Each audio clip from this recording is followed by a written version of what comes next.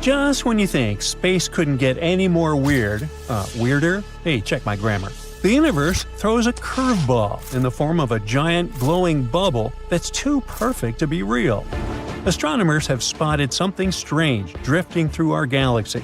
And it's not a rogue planet, which is a space body the size of a planet that doesn't orbit any star. It's not a star itself either. It's not even your average supernova remnant. It's a perfectly round sphere, and scientists are stunned. Astronomers were going through data from a super powerful radio telescope when they spotted something that looked like a perfect round bubble. At first, they thought it was the leftovers from a massive star explosion called a supernova. But the weird part was that the object was too perfect. Normally, such explosions leave behind messy, uneven clouds. And the newly discovered one looked like someone had drawn it with a compass. The scientists named the space bubble teleos, which means perfect in ancient Greek. They've already looked at all the possible explanations, but none of them really make sense yet. This strange space body was discovered thanks to a telescope in Australia called ASCAP. It's been scanning the sky and finding all kinds of weird circular objects. This research was part of a project called the Evolutionary Map of the Universe. Some of the faraway circles, known as ORCs, which is short for odd radio circles, have already puzzled scientists. But this one is different because it's inside our own galaxy. At the same time, even though Teleos is technically closer to us, scientists can't quite figure out how close it is. And that's making it harder to understand where it came from or how it formed. The researchers have taken an even closer look at this strange space bubble and found something super odd. It only gives off a very faint glow and only in radio waves, not in visible light or X-rays. Based on that glow, they figured it's most likely the leftover shell of a massive star explosion called a Type Ia supernova, one of the brightest and most powerful kinds of explosions in the universe. This kind of explosion happens like this. A super-dense dead star, called a white dwarf, starts stealing material from a nearby star. It keeps sucking in stuff until it just can't handle the weight anymore, then it blows up in a huge burst of energy. Now that part makes sense. But figuring out how far away is this thing? Strangely, it's not so easy. Scientists have run the numbers and ended up with two possible distances for Teleos. Either it's around 7,175 light-years away, or it's much farther, about 25,114 light-years away, give or take. Depending on which distance is right, the size of the bubble could be vastly different. If it's closer, then it's about 46 light-years wide. That would make it a pretty young supernova remnant, maybe less than 1,000 years old. But if it's farther away, then it's a giant 157 light-years across, which could be more than 10,000 years old. So, which one is it? That's where things get tricky. Scientists have models that tell us how these supernova leftovers should behave. And one of the most important things they expect to see is X-rays. But you might remember that Teleos doesn't show any. Not a single X-ray in sight. That's the big mystery. How can something that should be glowing with X-rays be totally silent? It just doesn't add up and leaves the scientists very puzzled. Another idea the scientists are considering is that Teleos might not be a regular supernova remnant at all. Instead, it might be the leftovers from a rarer kind of explosion called a Type Lax supernova. And this one? It's extra weird. In a normal Type La supernova, the white dwarf star blows itself to bits. But in a Type Lax supernova, it doesn't get totally destroyed. It kind of survives, turning into a zombie star. Ooh. It's damaged, but it's still around. This would actually explain a lot about how Teleos looks and glows. But in this case, it would have to be much closer to us, only about 3,262 light-years away. That would also make it a lot smaller, about 11 light-years wide. The coolest thing here is that there's actually a star at that distance that could be the zombie star that caused all this. But, and it's a big but, like I have, when scientists use other ways to try and measure how far away Teleos is, none of them agree that it could be this close. So, sadly, this theory hits a bit of a wall. Then there's another strange thing: Teleos' nearly perfect spherical shape. That's not normal. Usually supernova explosions are kind of messy and uneven. The blast might push into clouds of space dust or gas, or parts of the explosion might move faster than others. Eventually, the shell that forms gets all lumpy or starts to break apart. But in this case, the object is almost perfectly round, like a balloon, and that's super rare. The only way something could stay this neat and round is if it exploded in a very empty part of space and expanded smoothly in all directions. That's actually not impossible, just really, really rare. Now, considering its unique, probably unnatural shape, could Teleos be an artificial object? Could it be a Dyson sphere?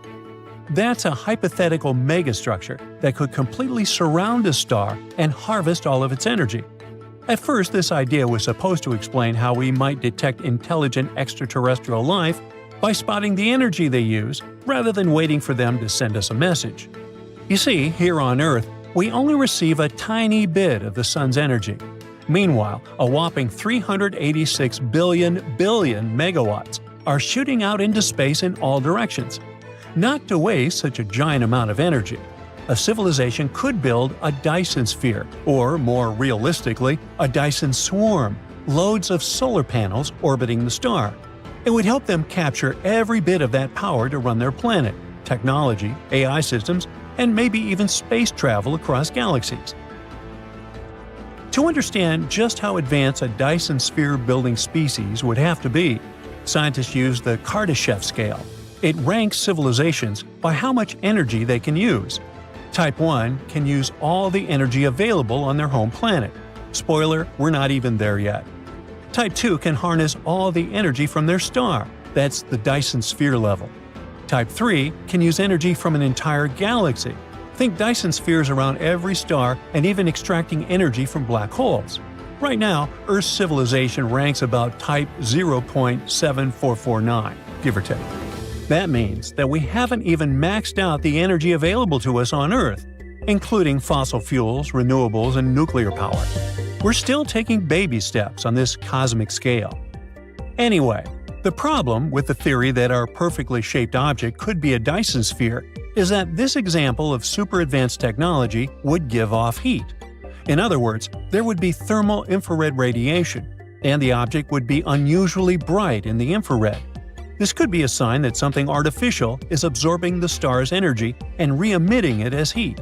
But the scientists have found no heat signatures or anything like that when observing Teleos. So, do we have the final answer? Not yet. The scientists have looked at all the existing clues: how bright the thing is, how big it looks, and how far it might be. And none of the possibilities are totally perfect. Each idea has a problem, especially the fact that we're not observing any X-rays, which should be there according to the usual rules.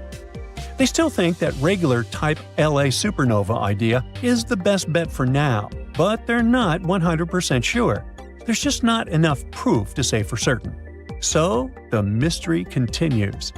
The team says we'll need more powerful and detailed observations to really figure out what happened here. But in any case, if something like Teleos can exist, what else is out there, waiting to challenge everything we know about the universe? TRES-2b, or not to be, is a planet where night never ends. And it's not your regular night with stars shining in the beautiful skies. Here it's pitch dark and scorching hot. TRES-2b is a gas giant, roughly 1.5 times more massive than Jupiter, and its surface absorbs light better than charcoal. It might also have a faint dark red glow because of its burning air, which is as hot as fresh lava. Lovely. In the star system of 55 Cancri, there are 5 planets, 4 of which are gas giants similar to Jupiter and Saturn. But the 5th one, or rather the first because it's closest to the star, is different in a most horrible way. 55 Cancri e is so close to its sun that half the planet's surface is a literal ocean of molten lava. The other half is in eternal darkness because it never sees the sun. The planet is always turned to its star on one side. And between the scorching and the dark, there's the twilight zone, a thin strip of gloomy nothingness. That's a getaway spot. HD 189377b, oh, I'm not going to say that again, is the only exoplanet in the orbit of its star, and at first glance it looks quite pretty, blue and white swirls making up wondrous patterns on the surface. But these pleasant colors actually come from hard silicate particles in the planet's atmosphere, which means it rains glass here. But the worst is that winds reach the speed of 5,400 miles per hour, or almost Mach 7. Well, for comparison, the fastest wind speed on Earth was 254 miles per hour, over 20 times less. Thus, the glass falling from the sky travels horizontally at hypersonic speeds, shredding everything in its path. Better duck. The next system, whose name I won't even try to pronounce, this one, has 3 exoplanets, which are all being slowly destroyed by their own star. It happens because that star is not a regular. It's a pulsar, a rapidly spinning core of an exploded star. It creates powerful electromagnetic pulses in several directions while rotating at several thousand times per second. As a result, the planets orbiting this deceased star are slowly being eaten away and will eventually disappear entirely. Kepler-70, hey, I can say that one, is a hot blue dwarf star that exploded into a red giant some 18 million years ago. At the time, it was orbited by at least 2 planets, the closer of which was a Jupiter-like gas giant. Its name was Kepler-70b, and it still exists, but the overgrown star consumed it and transformed it into a blazing hot rocky world. Right now, it's one of the hottest planets ever discovered. Its temperature is higher than the surface of our Sun. It was lucky to survive spending time inside the star, but it's evaporating now and will probably be no more in the near future. WASP-12b is one of the weirdest and saddest planets out there. The enormous gravity of its star, combined with the planets consisting mostly of gas, result in the star slowly devouring its protege. So pal, what's eating you? My mother.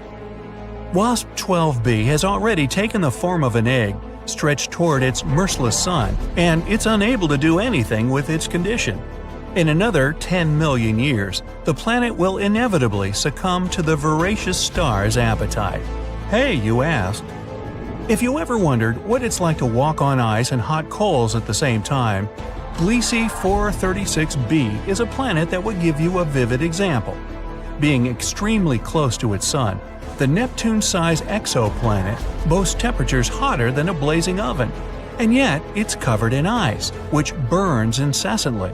This ice is much denser due to the enormous gravity of the planet, staying solid even under extreme conditions and not melting away.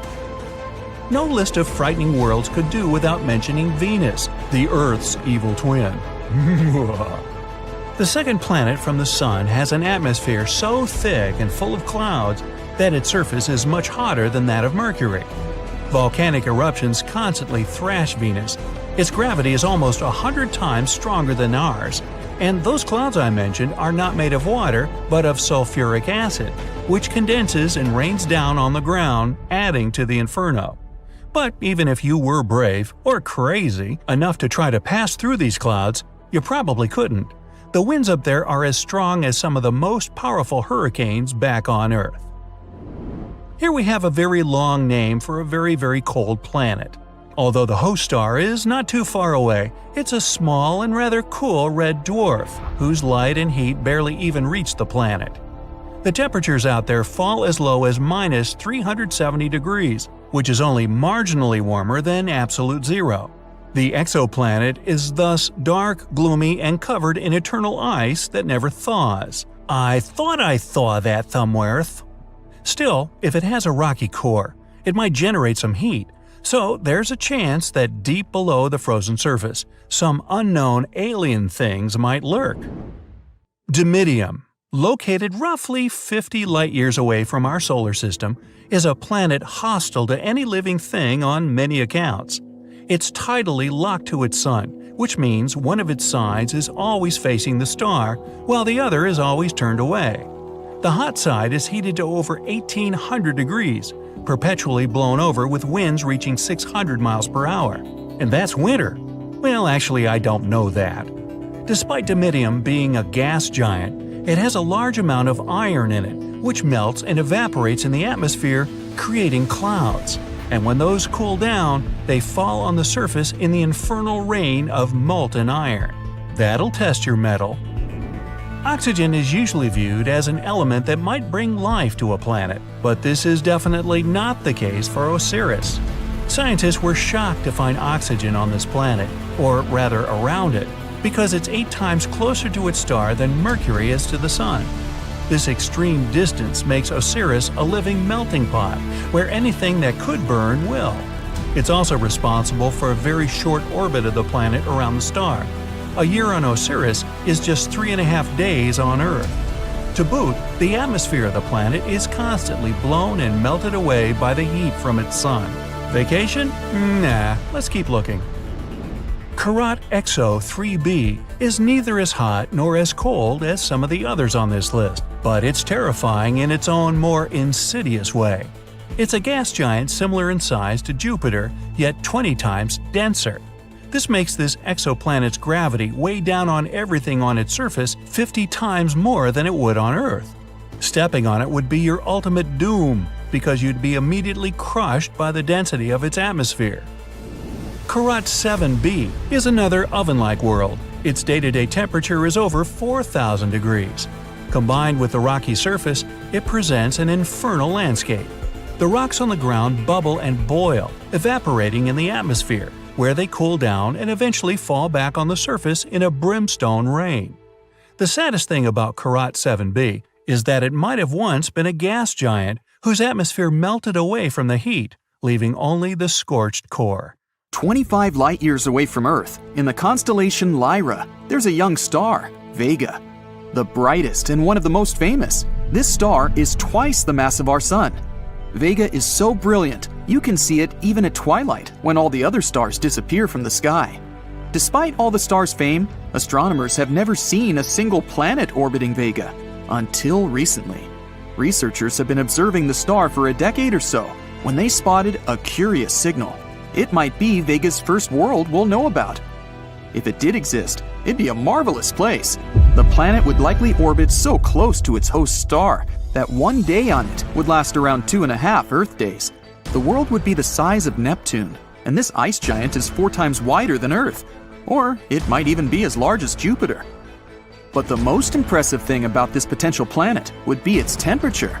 The place could turn out to be the second hottest world known to scientists. On its surface, it'd be as hot as 5,400 degrees Fahrenheit. For comparison, the temperature on the surface of the hottest planet in the solar system, Venus, doesn't rise above 900 degrees Fahrenheit. The only place hotter than Vega's potential companion would be Kelt 9b. The temperatures on this exoplanet don't drop below 7,800 degrees Fahrenheit. Anyway, the candidate world would be closer to Vega than Mercury in our solar system is to the Sun. It could result in the giant planet puffing up like a balloon, and then even metals would melt in its scorching hot atmosphere.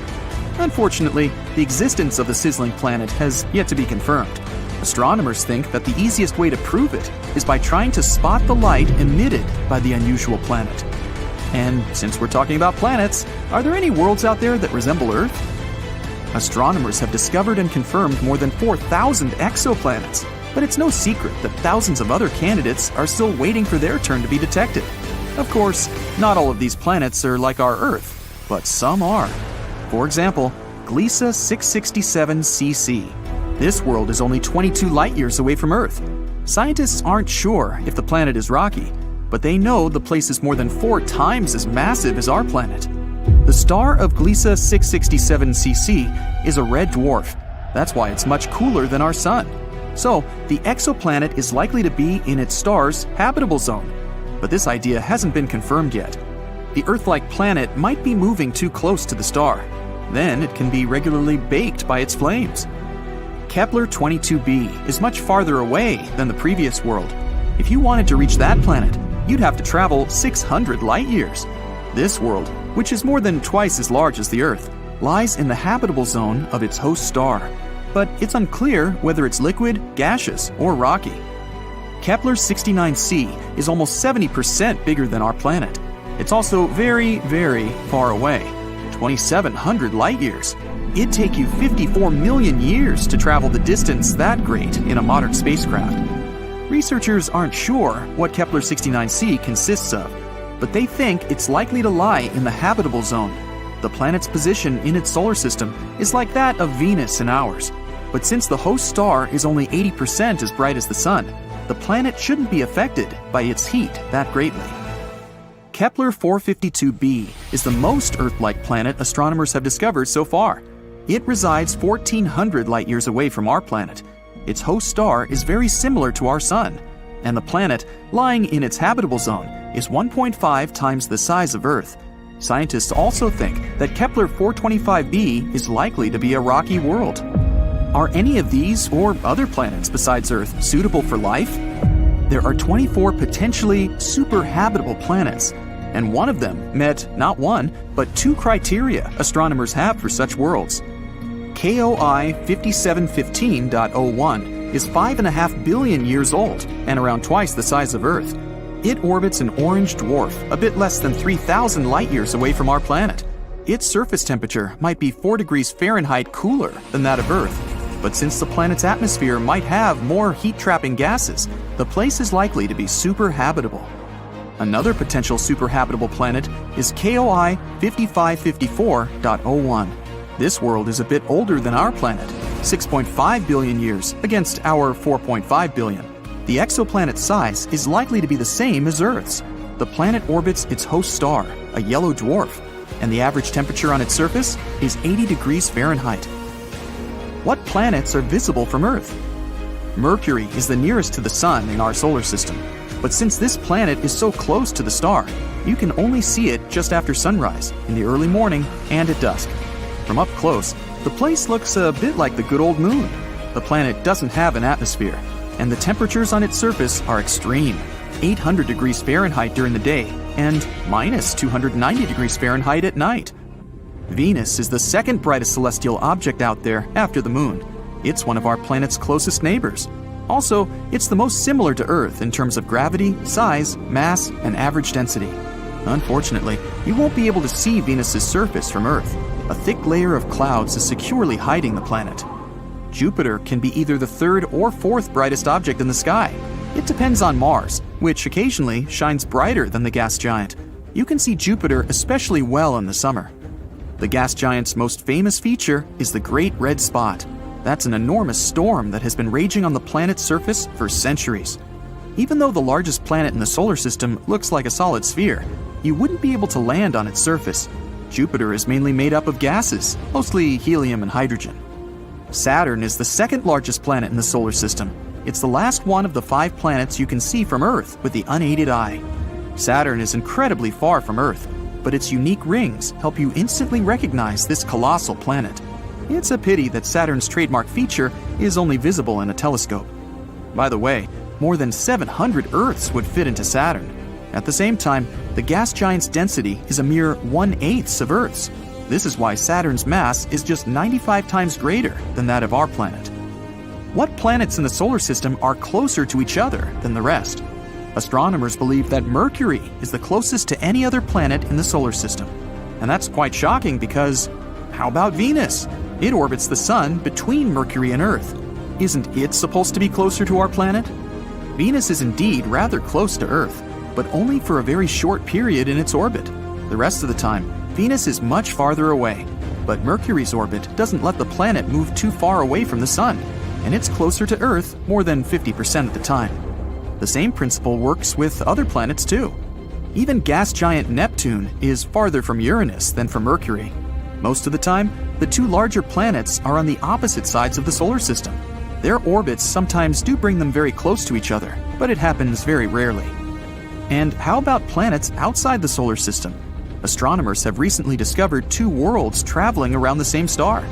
Their orbits are often so close to each other that each planet looks like a huge full moon from the surface of the other. It occurs every 97 Earth days. These planets are about 1,200 light-years away from Earth. Their composition and size are different, but the distance between them is a mere 1.2 million miles. That's 5 times the distance between Earth and the Moon, and it's closer than any other planets astronomers know about.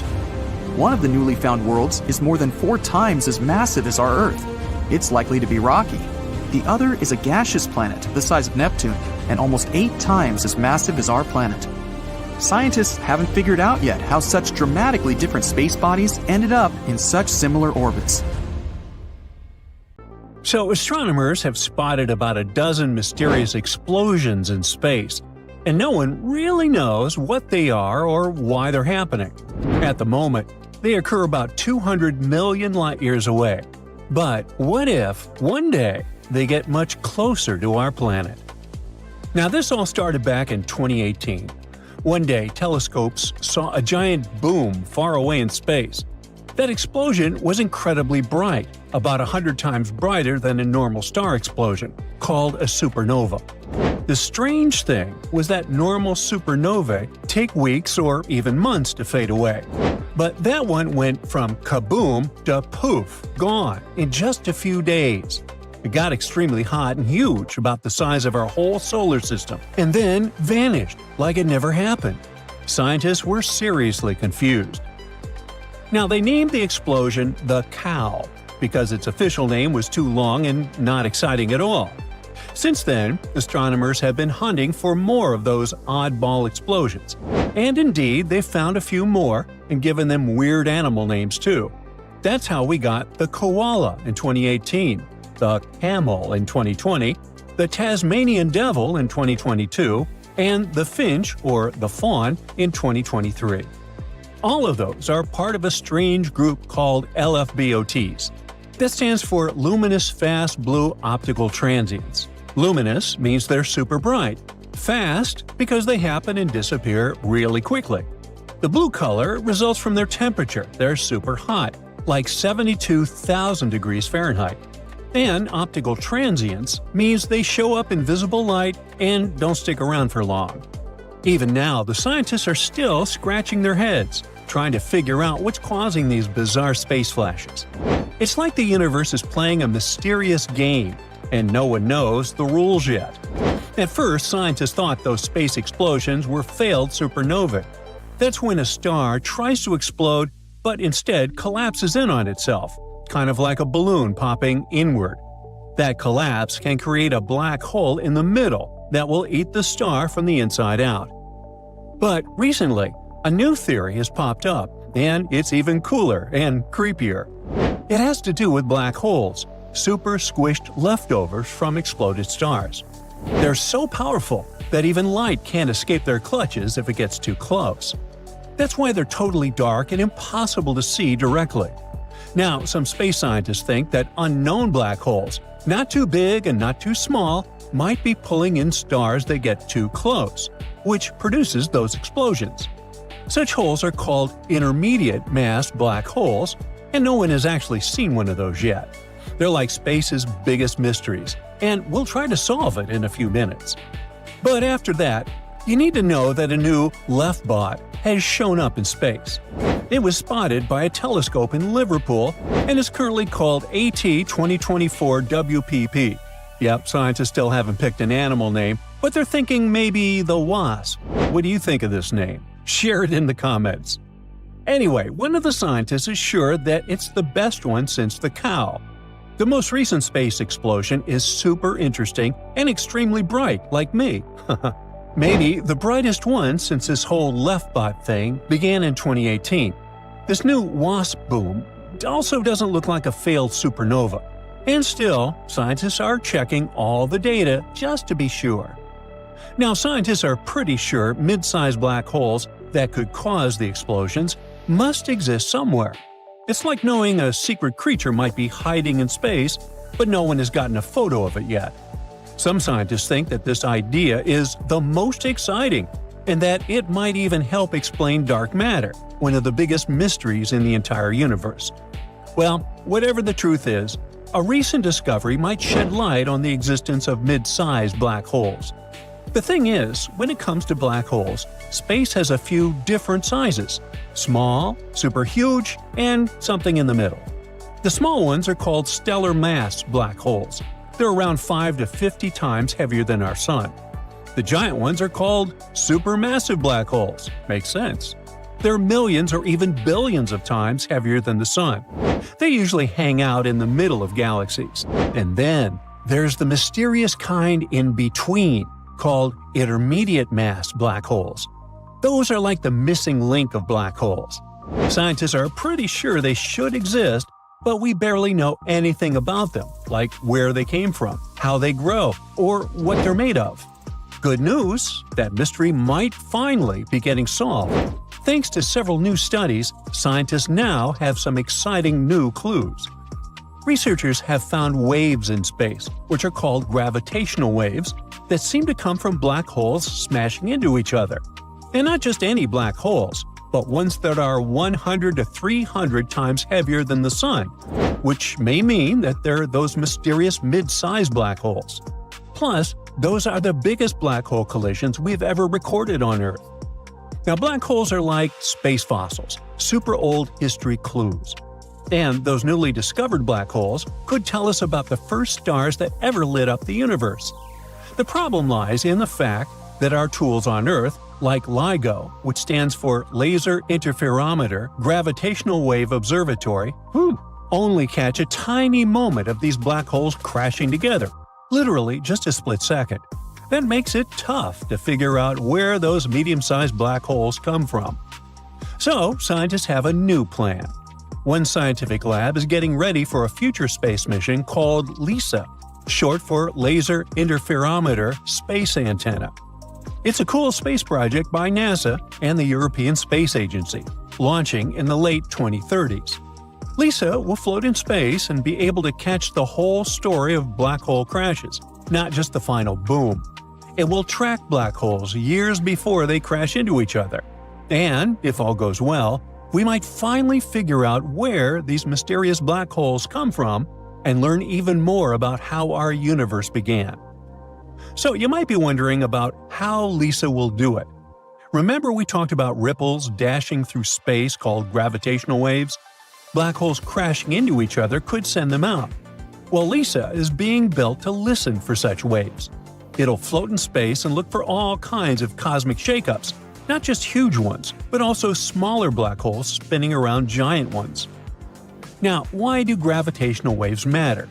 A lot of space stuff is too dark to see with regular telescopes, since no light comes from it at all. But gravitational waves don't care about light. They go through everything, telling us about the secrets hiding in the dark parts of the universe. By studying them, scientists hope to learn about things we've never seen before, like black holes, or what really happened at the very start of the universe, and maybe even things we don't know exist yet. LISA will help us figure out how the universe began, how it's changing, and what it's made of. Now, getting back to those black hole collisions, finding them isn't easy. But researchers have come up with a smart solution. They're using artificial intelligence to make sure the signals from space aren't messed up by noise from Earth or the machines themselves. This work was part of a project focused on combining AI with space science. Scientists are getting more confident that intermediate mass black holes, the ones in between small and supermassive, are real. And they might be some of the most exciting things we can study using gravitational waves, both from Earth and from space. So the next big step? Looking to the Moon. Future detectors placed on the lunar surface could be even better at catching certain types of space waves, especially ones that Earth-based machines might miss. That would help scientists figure out where those black holes dwell in space. Besides this research, scientists are also planning human exploration of the Moon. They're helping NASA choose the best spots for future missions, focusing on big science goals like solar physics, space weather, and how the universe works. Right now is a super exciting time, not just for studying black holes, but also for connecting space exploration and science. Psst, a giant is hiding in the sky. Kipu is the biggest thing we've ever found in the nearby universe. It's been messing with our understanding of the universe for years, and we've just discovered it. Kipu is dense, powerful, and dangerous to ignore. If we don't understand structures like this, we might be reading the universe completely wrong. So, what exactly is it? it's not a solid object like a planet or a star. And it's not a single thing. It's a superstructure, basically an entire region of the universe. A tangled mess of matter spanning a huge amount of space stitched together by gravity. Quipu is made up of an enormous web of galaxies, galaxy clusters or giant groups of galaxies, gas and dark matter. It's like a superhighway, with galaxy clusters being the cities, filaments being the roads, and dark matter being the invisible infrastructure holding it all together. This giant stretches across 1.3 billion light-years. That means if you traveled at the speed of light, it would still take you 1,003,000,000 years just to cross it. Quipu also holds 200 quadrillion solar masses, even though it only takes up 13% of the observable universe. The name Quipu comes from the Incan system of knotted cords used to record things, called quipus. It was like a writing system. In that system, each knot, color, and twist told a story, numbers, taxes, harvests, and so on. So, when astronomers saw this colossal structure in space, long, tangled, and branching like space cords, they named it after this language of knots. Plus, the shape of the space reminded scientists of those threads. There's a long central filament, and the smaller ones are branching off the sides. What's even more fascinating, Quipu isn't alone. When scientists mapped this part of the universe, they found 5 of these massive structures. They aren't just sitting there either. They formed over billions of years through gravity slowly pulling matter together. All told, all those giants hold nearly half of all the galaxy clusters in that region, 30% of all the galaxies, and a quarter of all the matter in the observable universe. The team that found Quipu used a clever trick. They searched for X-rays coming from galaxy clusters. These clusters aren't just full of galaxies, they're also filled with superhot gas. That gas is so hot it glows in X-ray light, which we can't see with our eyes, but special telescopes can. If there's a lot of that X-ray glow, it means there's a huge amount of matter, galaxies, gas, and dark matter all pulled together by gravity. That's where the densest, most crowded areas of the universe are. So, by following the X-ray glow, the scientists could draw a map showing where the biggest cosmic structures like Quipu were hiding. Why does any of this matter? Because these megastructures mess with everything. First of all, they warp the cosmic microwave background, the ancient light left over from the Big Bang. It's a faint glow of light that fills the entire universe. After the Big Bang happened and our world was created, it emitted its very first light and signals that still haven't completely weakened yet. The leftover radiation is still coming to us, even after 13.8 billion years. By studying this ancient light, scientists can learn what the early universe looked like, and Quipu ruins it for us. These megastructures hold so much gravity that they bend and distort this ancient light as it passes through them. That's called the integrated Sachs-Wolf effect. These warps add noise to the original signal, and now it's harder for us to get a proper, clearer understanding of what the baby universe looked like and how it expanded. They also mess with the Hubble constant. The universe is constantly expanding, and the Hubble constant tells us how fast it's growing. In other words, how quickly galaxies are moving apart from each other. But giant things in space, like Quipu, have so much gravity that they pull nearby galaxies toward them, messing up the way those galaxies move. This makes it harder for scientists to measure the universe's true speed of expansion. They can't tell if a galaxy is moving because of the universe growing or just because it's being pulled by something huge nearby. And finally, there's gravitational lensing. Light in space travels constantly, but it doesn't always follow a straight line. If the space gets distorted, like by gravity, then the light traveling through the space will get bent and distorted too. Gravitational lensing is when light from faraway galaxies gets bent because it passes by something supermassive, like Quipu here. That huge gravity pulls on the light, like how a heavy ball can bend a sheet. And since light delivers information to us, literally makes us see what things look like, this bending distorts how we see galaxies. The images of galaxies end up looking stretched, brighter, or we can even find an entire galaxy in the wrong place. It's like looking at our universe through a warped magnifying glass.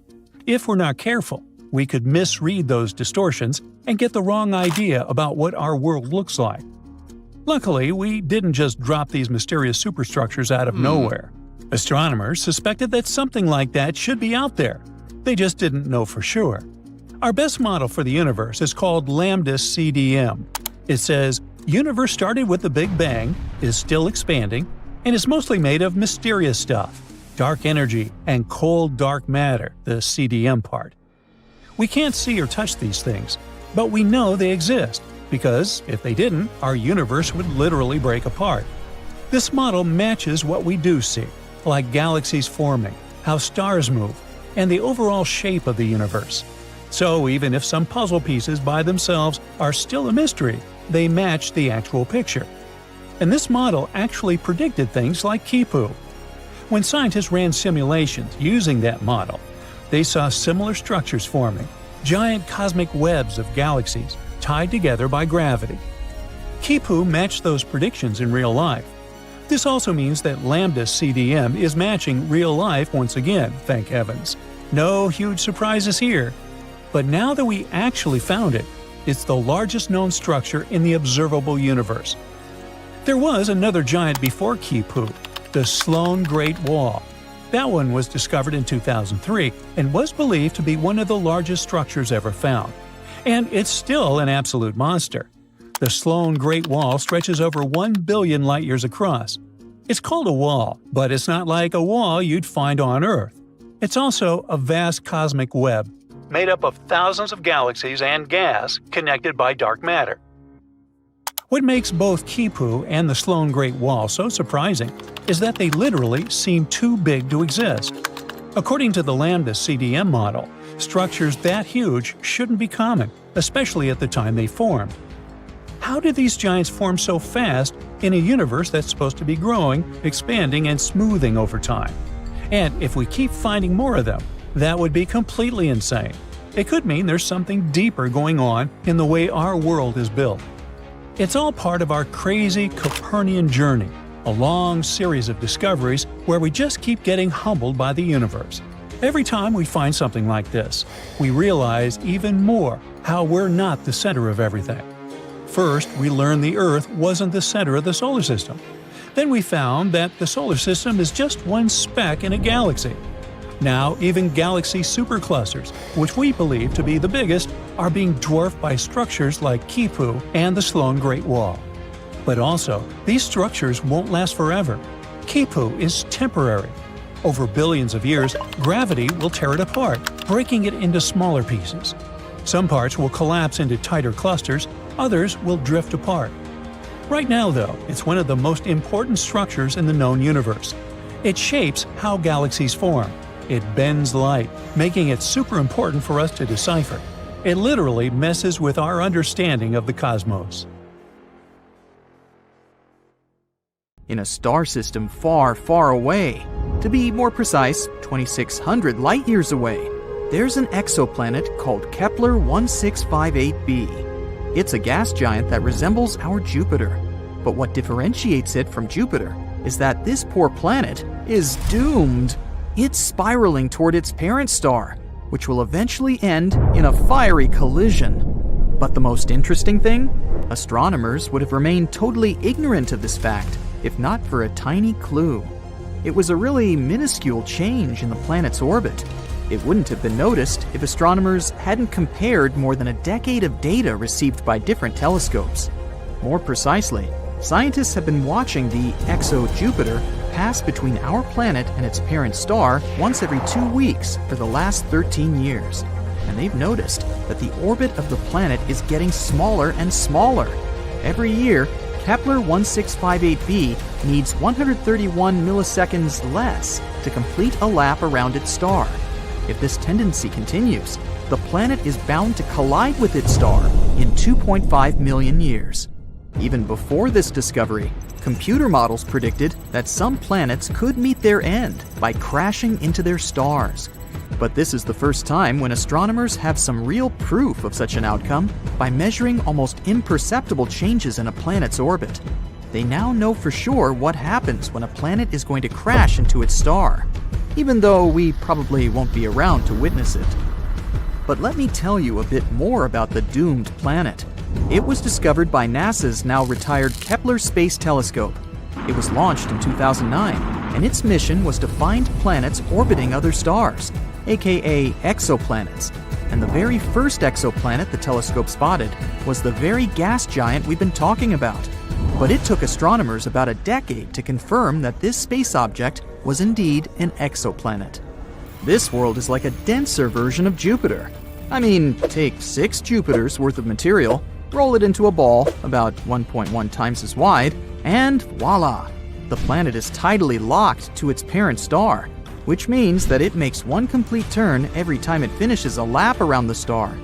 As a result, the same side of the gas giant is always facing the star. It's the same as what happens to the moon. Our natural satellite is tidally locked to Earth. That's why we only see half its surface. Now, what is making the exo-Jupiter fall into its star?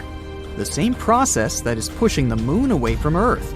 When a moon orbits a planet, or a planet orbits a star, their gravity forces interact and tug on the other's mass. That's what causes tides on Earth. This tugging releases some energy. It can make an object speed up and slow down. In the first case, a space body will move higher. In the second, it will start moving lower. And this is exactly what's happening to the gas giant. Its parent star is 1.5 times the mass of the Sun. So, no wonder its tidal forces are gradually slowing down the planet's movement, making it fall inward. This all sounds kind of tragic, but this potential collision is by far not the weirdest thing happening in space. Let's look at some others. For example, Betelgeuse, a red giant in the Orion constellation, started to dim in 2019. This confused astronomers. By that time, the star had already swollen to enormous proportions. If it was to replace our Sun, its outer surface would spread far beyond Jupiter's orbit. And then Betelgeuse became dimmer in the fall of 2019. This process continued through February 2020. The changes could be seen with the unaided eye. No wonder, the star's brightness had dipped by 2/3. At that time, astronomers were sure Betelgeuse was about to explode into a supernova. They continued to observe the star, but unexpectedly, it returned to its regular brightness. Thanks to the Hubble Space Telescope, scientists figured out that the star had ejected some of its material, and this partially blocked its light. How about cotton candy exoplanets? Those are particular planets outside of our solar system. Also called superpuffs, they have the lowest density ever discovered. This gives them an airy, fluffy appearance. But despite looking like the most popular amusement park treat, such planets are enormous. Come to think of it, scientists often discover strange things in space. Some of them look like blurry blobs. But there's one type of these blobs that doesn't look like any other known space body. The odd radio circles are only visible in radio telescopes. They might be the remains of supernovae, but some astronomers go as far as to claim that they might be the throats of wormholes. Those are hypothetical tunnels between two very distant points in space. The Juno mission noticed something weird in the upper atmosphere of Jupiter. The unusual phenomenon was blue sprites and elves twirling above the planet's surface. These are two kinds of bright flashes of light that appear for short periods of time, mere milliseconds. They extend up and down toward the surface of the planet. On Earth, such flashes usually happen at the height of 60 miles above massive thunderstorms. Rogue planets don't orbit their stars, maybe because they don't have any. These free-floating space bodies travel across the universe and can end up literally anywhere. They're also pretty hard to find. Rogue planets produce only weak emissions, but not so long ago, astronomers spotted the smallest rogue planet in the Milky Way. It's smaller than Earth, but a bit bigger than Mars. Fast radio bursts are blindingly bright bursts of radio waves. They pack as much energy as our Sun produces in days, but last mere milliseconds. Most of these fast radio bursts come from far, far beyond the Milky Way. But recently, astronomers have detected some originating in our home galaxy. and their source is a magnetar just 30,000 light-years away from our planet. If it does exist, nuclear pasta is the strongest material in the entire universe. Formed from the leftovers of extinguished stars, this substance gets squeezed into spaghetti-like tangles of material. It can break, but only if you apply 10 billion times the pressure needed to shatter steel. Not so long ago, scientists discovered that one of the most massive stars in the neighborhood had just disappeared. It was a star 75 million light-years away from Earth. Normally, it'd be too far away for astronomers to clearly see individual stars, but only unless they're huge. And the star we're talking about was enormous.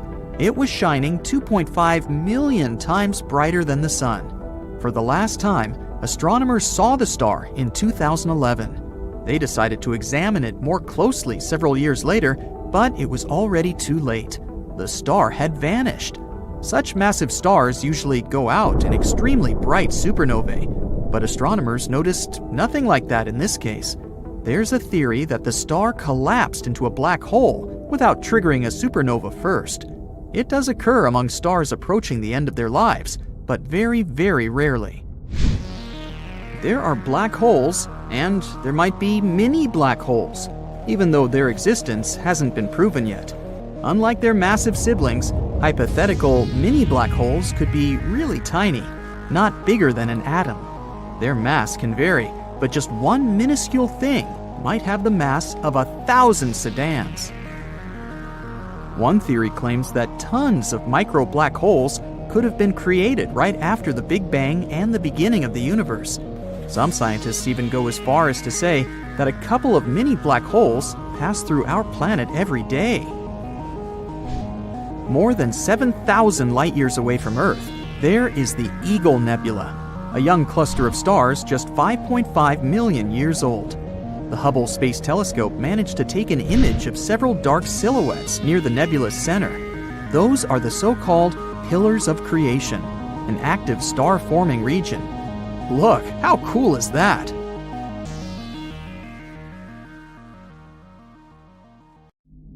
Now imagine something so powerful that it could rip the atoms of your body apart in a fraction of a second. Ow! This something is soundlessly dashing through space, not extinct, not alive, stuck in between. If this terrifying monster were moving towards Earth, we'd be doomed. So, is it? Astronomers have found a fast and powerful space object zooming through our home Milky Way galaxy at over 110,000 miles per hour. That's faster than any rocket we've ever made. This bizarre space object got its name of a zombie star, all because it's the leftover part of a star that passed away a long time ago, but is still moving. This zombie star is a kind of an object called a magnetar, a super small, super heavy ball about the size of a city but heavier than the sun. That makes it one of the densest objects in space. Only black holes are denser. Hey, let's not forget about me, huh? Magnetars also have an incredibly strong magnetic field. The one our zombie guy has is 100 trillion times stronger than Earth's. That's so strong that if the magnetar came close to Earth, it could wipe out every credit card on the planet just from its magnetism, and we couldn't shop anymore. Plus, if a person got too close to a magnetar, like 600 miles or so, it could pull their very atoms apart, and they couldn't shop anymore. Luckily, this magnetar is very far away and not coming near us. When it was first discovered, it was about 15,000 light-years away from Earth. That's a huge distance, so you don't get to worry about your atoms being disconnected yet. Astronomers first spotted the zombie magnetar in 2008. And since only about 30 magnetars are known in our galaxy, it was a lucky and rare find. Scientists use space telescopes like Hubble and Gaia to watch it over time. That's how they discovered it was moving much faster than they thought.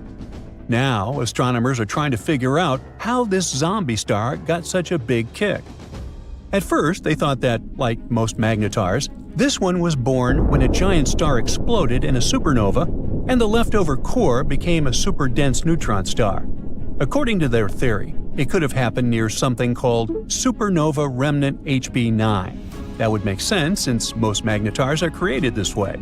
But when they tracked its movement, they found that the zombie star was moving too fast and going in the wrong direction to have come from HB 9. They traced its path thousands of years into the past and still couldn't find any exploding star or star cluster it could have come from. This means scientists now have one more mystery on their hands. Where did this zombie star come from, and how was it made? One explanation is that it came from a white dwarf, which is the leftover core of a smaller star like our Sun after it runs out of fuel. Now normally, when white dwarfs explode, they're destroyed completely. But in rare situations, instead of blowing apart, a white dwarf might collapse into itself and turn into a neutron star. This neutron star could then become a magnetar. This unusual way of forming a magnetar also gives clues about another mystery: fast radio bursts, or FRBs. These are very quick and powerful flashes of radio energy from deep space. Some FRBs come from galaxies that are so old there shouldn't be any exploding stars left. But if magnetars can be born from collapsing white dwarfs, that might explain how those FRBs are still happening. In any case, learning how magnetars form could help us explain many strange and powerful events we see across the universe. But so far, the investigation is still on, and no answers have been found yet. Zombie stars wandering across the universe isn't the only mystery we haven't solved yet. At one point, you might come across one of them while traveling through the cosmos. It looks like nothing. At a distance of 700 million light-years away from Earth, there's a hole, a blank void that has very few galaxies. This is a roughly spherical region about 330 million light-years across. Our home Milky Way galaxy could fit there thousands of times over. It's the mysterious Bode's void in the constellation of Bodes. Yeah, makes sense. You see, galaxies look like a giant web. Most of them are parts of long structures called filaments. Those wind through the cosmos, and when they meet, they form regions with a high concentration of galaxies. These regions are what we know as galaxy clusters. But between these clusters and threads, there are huge, empty voids that hardly contain any galaxies.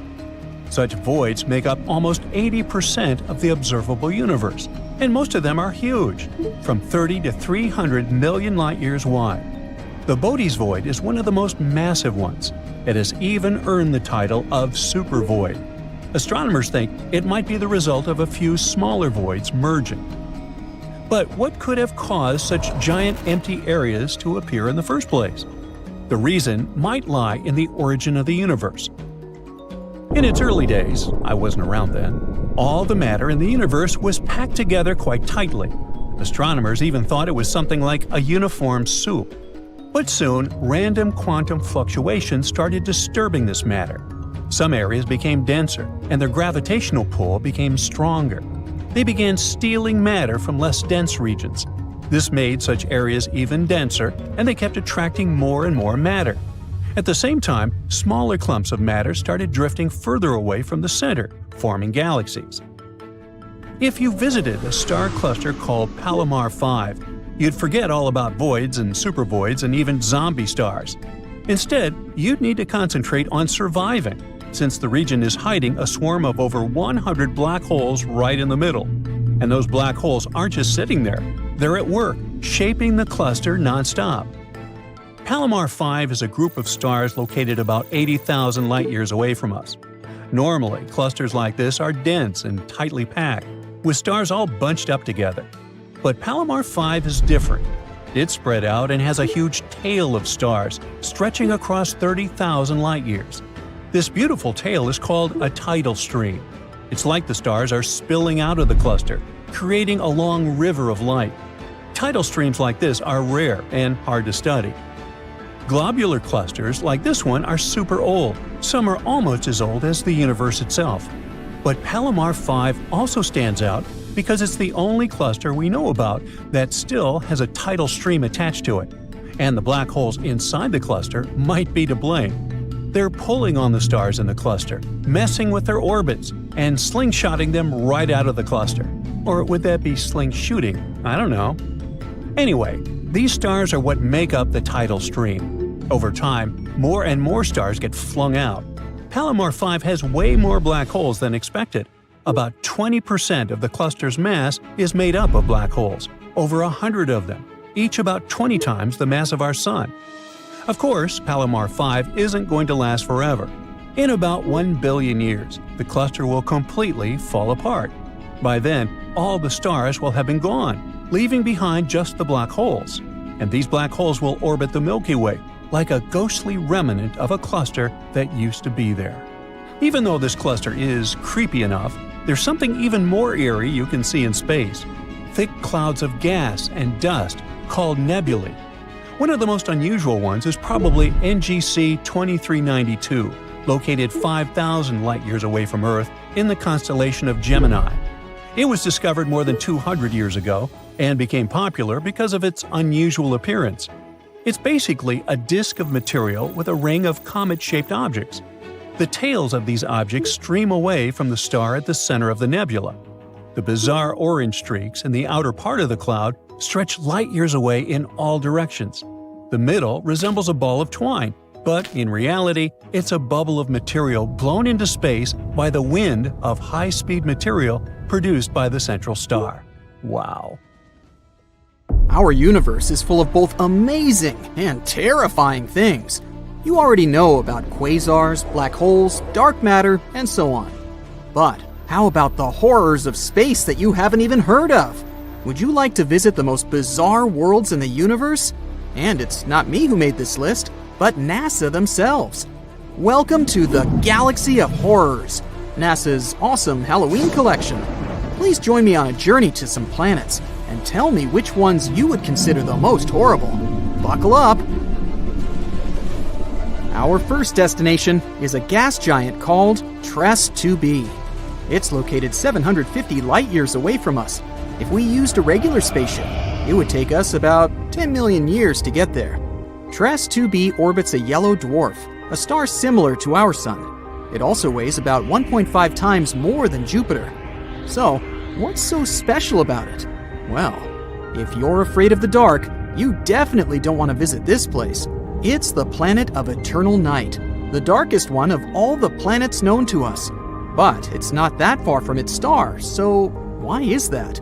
The thing is, the surface of TRES-2b reflects light even worse than coal does. Because of this, it seems that there's no light at all. If you were flying across the surface of this planet, it would be like walking with a blindfold on your eyes. Oh wait, actually there is some light. An eerie, deep red glow surrounds the surface of the planet. This glow is created by the burning atmosphere, which makes TRES-2b a scorching planet. The air there is even hotter than lava. Oh, but if you think that was bad, let me show you the next place of our horror journey. NASA wasn't beating about the bush while nicknaming this one. Now, we're not just talking about one planet, but 3 at once. They're also located quite far away, 2,300 light-years from the Sun. We would have reached them by ship in about 35 million years.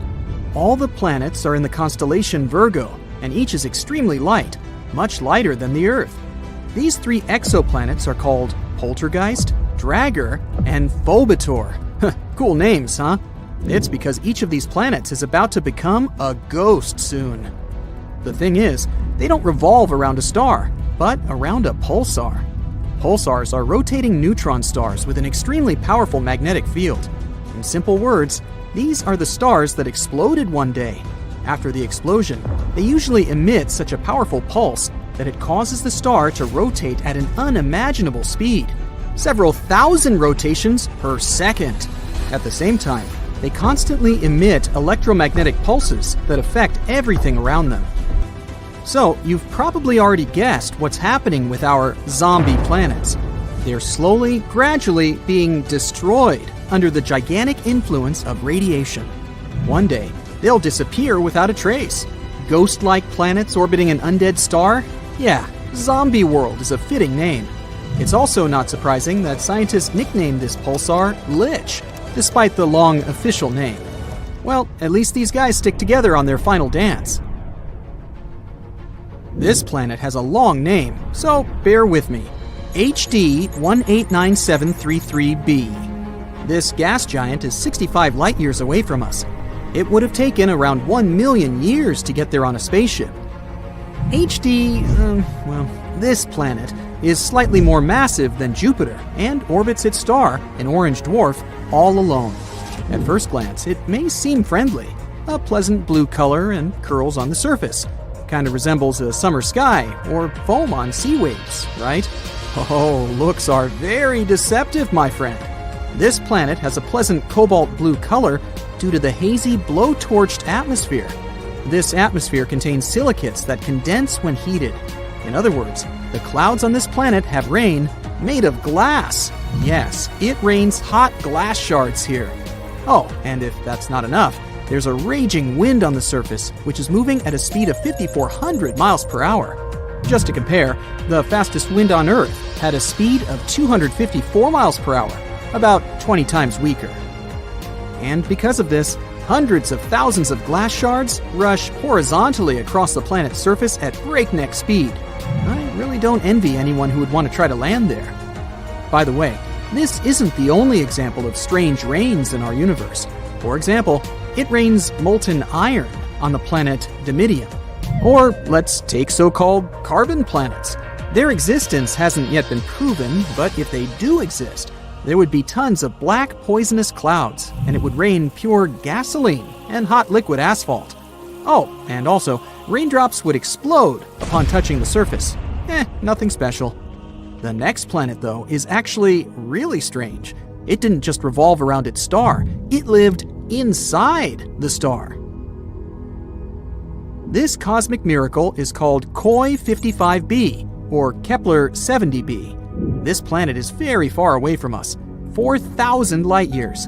It would take about 70 million years on a spaceship.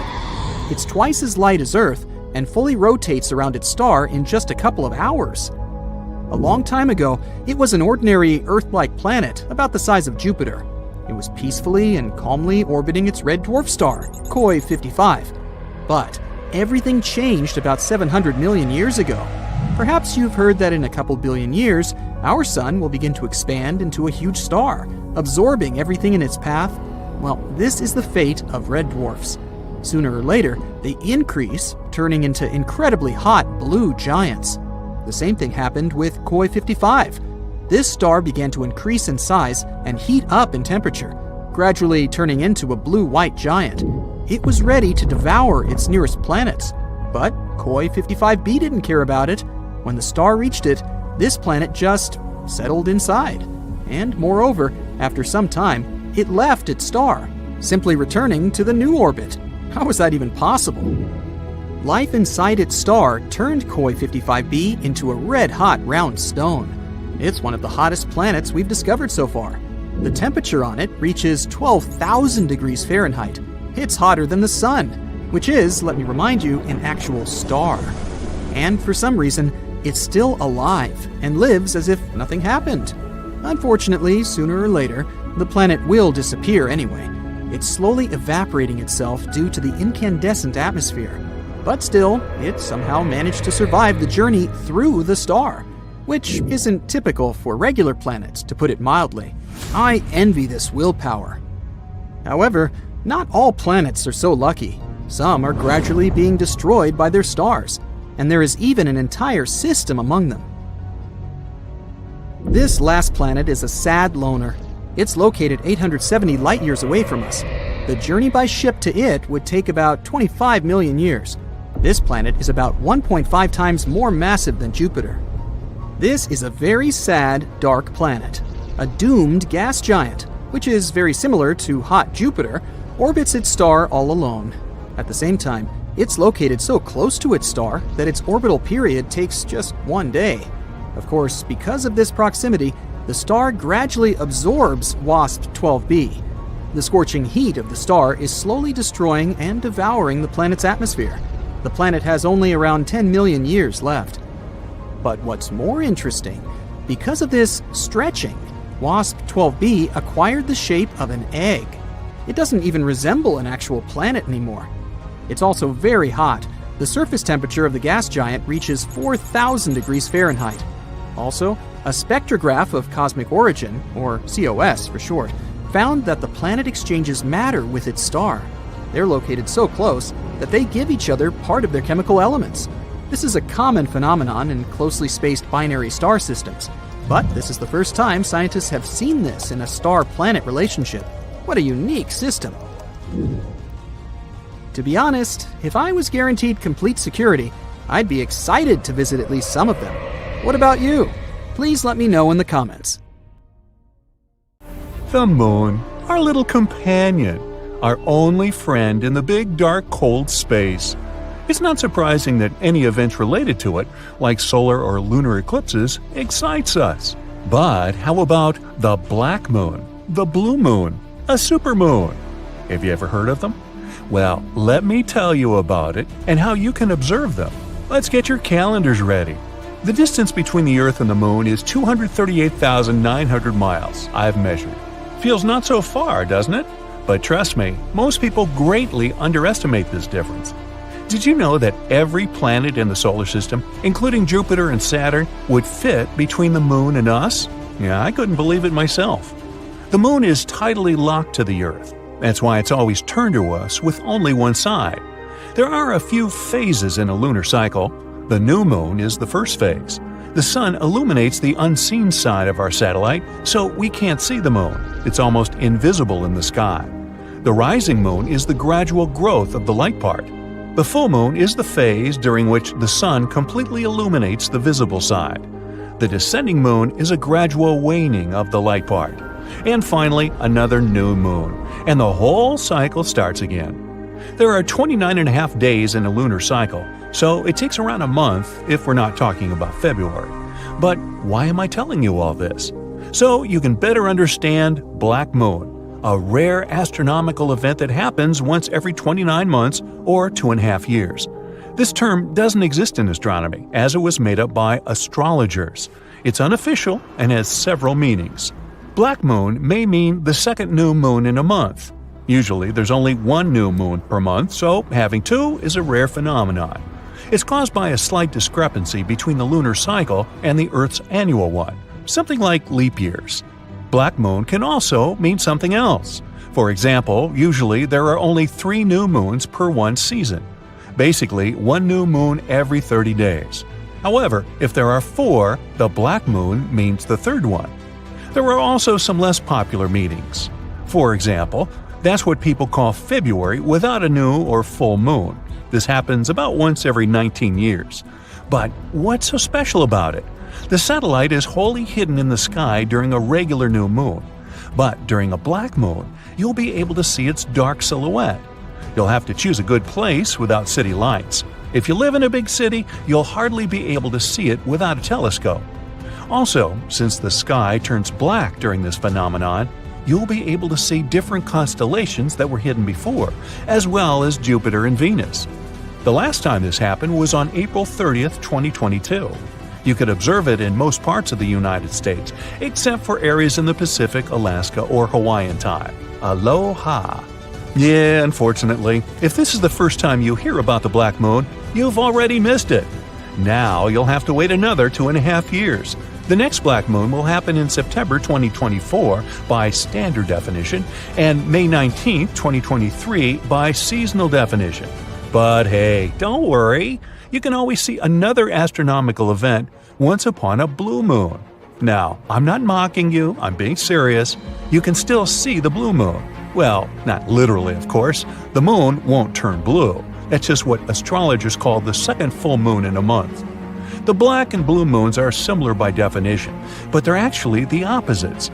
If the black moon is a rare second new moon in a month, the blue moon is a rare second full moon. They also both happen every 29 months. Not so rare, right? Kind of ironic that this event was called the blue moon. Folklorist Philip Hitchcock assumed that the calendrical meaning of the term blue moon was first invented by the Maine Farmer's Almanac in 1937. Now, another interesting astronomical event is called the supermoon.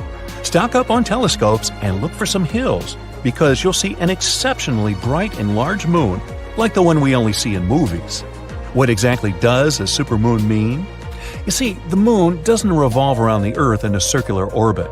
Its orbit is elliptical, and the place where it's closest to the Earth is called perigee. A supermoon is a phenomenon that occurs when the full moon coincides with the perigee. Because of this, it seems to us especially large and bright. It looks 14% larger in diameter and 30% brighter than usual. By the way, this phenomenon is often confused with the so-called moon illusion. During the moon illusion, the moon is low above the horizon and visually appears larger in size.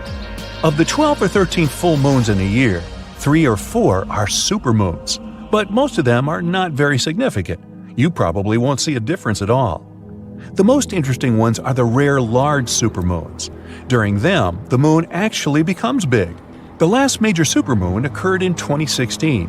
Unfortunately, large-scale supermoons are rare and occur about once every 18 years. The next one will happen only in 2034, but we can observe smaller supermoons quite often. In 2022, they'll take place on June 14th and July 16th. There is also an opposite phenomenon called the micromoon. You've probably already guessed what that means. It happens when the full moon is at its farthest point from the Earth. This point is called apogee. The next micromoon in 2022 will take place on June 29th. In 2023, we'll be able to observe it on January 7th, February 5th, and August 16th. Of course, you don't have to follow each of these events. Most people are more interested in lunar and solar eclipses. By the way, are you one of the people who confuses these two events with each other? Test yourself. Pause this video, describe what these two eclipses mean. Let's compare your answer with the correct definition. Are you back? Okay. So, a solar eclipse is a phenomenon where the moon entirely or partially covers the sun. A solar eclipse is possible only during the new moon when the moon itself is not visible. Many people believe that this event is incredibly rare, but this is not quite true. A lunar eclipse is a phenomenon in which the moon is entirely or partially in the shadow cast by the Earth. The lunar eclipse can only happen during the full moon when the proximity of the moon is on the node of its orbit. If you guess right, well done. If not, hey, don't worry. Many people confuse them. In 2022, a partial solar eclipse will occur on October 25th. It'll be visible in Europe, South and West Asia, North and East Africa, and the Atlantic. As I mentioned, a total solar eclipse is not as rare as many people think, but the problem is that it's not always visible from any part of the planet. So, if you want to see this event, be sure to look for their calendar and see from which parts of the Earth you'll be able to see it. And don't forget the special glasses. Lunar eclipses occur much more often, though. Partial lunar eclipses happen almost every month. But the total lunar eclipse in 2022 will take place on the night of November 7th to 8th. You'll be able to see it in almost all parts of the world except Africa. I hear that the zebras are not happy about this. The moon is a genuinely fascinating satellite. You think whatever, it's just a small rock ball. But in reality, there are so many interesting things connected to it. What rare lunar events have you seen or want to see in your life? Have you observed any rare and interesting astronomical events? Be sure to share in the comments. Mercury, about 3.8 billion years ago. A huge asteroid is about to collide with the planet. Boom! Fragments are flying in different directions, along with the blast wave. When the dust settles, we see a crater almost the size of Lake Ontario. The most interesting thing here is the shape of the crater. It looks like a spider. A round body in the center, and a bunch of legs that spread out from the crater in different directions. But the strangest thing is that the spider's legs don't quite line up with the center. Scientists can only guess how such a landscape was formed. Some think that the picture of the spider appeared there much earlier, and the meteorite falling almost into its center was just a coincidence. But we still don't have a clear explanation of how such scars could have appeared on the surface of Mercury. Another mystery about Mercury is how it was born. One theory claims that the planet used to be Venus's moon, but over time, it succumbed to the sun's gravity. The star literally ripped Mercury away, and the little planet began orbiting it. What might prove this theory is the rotation periods of Mercury and Venus. Mercury is gradually losing its rotational speed. One day on this planet now equals 58 Earth days and continues to increase. At the same time, after losing its heavy load, Venus has started rotating a little faster. Another theory says that Mercury collided with Venus shortly after the appearance of the solar system. At that time, Proto-Mercury was slightly larger than the planet we're familiar with these days. But then, Mercury lost part of its crust after colliding with Venus. And a little later, Venus collected this debris. But scientists still can't come up with a definitive answer as to how Mercury was formed. Uranus, a gas giant, 18 Earth-Sun distances from our home. This planet seems calm compared to other giants, like Jupiter with its Earth-sized storms. And still, Uranus has something unusual to boast about. This dark spot, for example, was detected by the Hubble telescope in 2006. At that time, it was almost twice the size of Alaska. A few years later, bright spots appeared there. It turned out that they were methane clouds that moved across the surface of the planet at a speed of 300 miles per hour. But we don't know what exactly causes such storms on Uranus. Maybe we can solve this secret by looking at another mystery of Uranus. This planet rotates while lying on its side. If you look at the axis of our planet, you'll see that it's vertical and only slightly tilted. It's the same for most of the planets in our solar system, but not Uranus. Its axis is almost horizontal and pointed toward the sun. One of the poles of Uranus is fully illuminated at almost all times. The polar day on the planet lasts for 42 Earth years. When the tilt of Uranus's axis changes, the polar day starts on the other side of the planet. The other pole plunges into darkness for 42 years. This change of seasons can cause severe storms on the planet's surface. But why exactly Uranus lies on its side is unknown.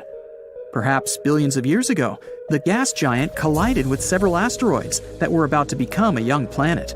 Such a protoplanet, similar in size and weight to Earth, could have tilted Uranus after crashing into it. But it's still just a hypothesis. Now let's go to Jupiter's moon, Europa.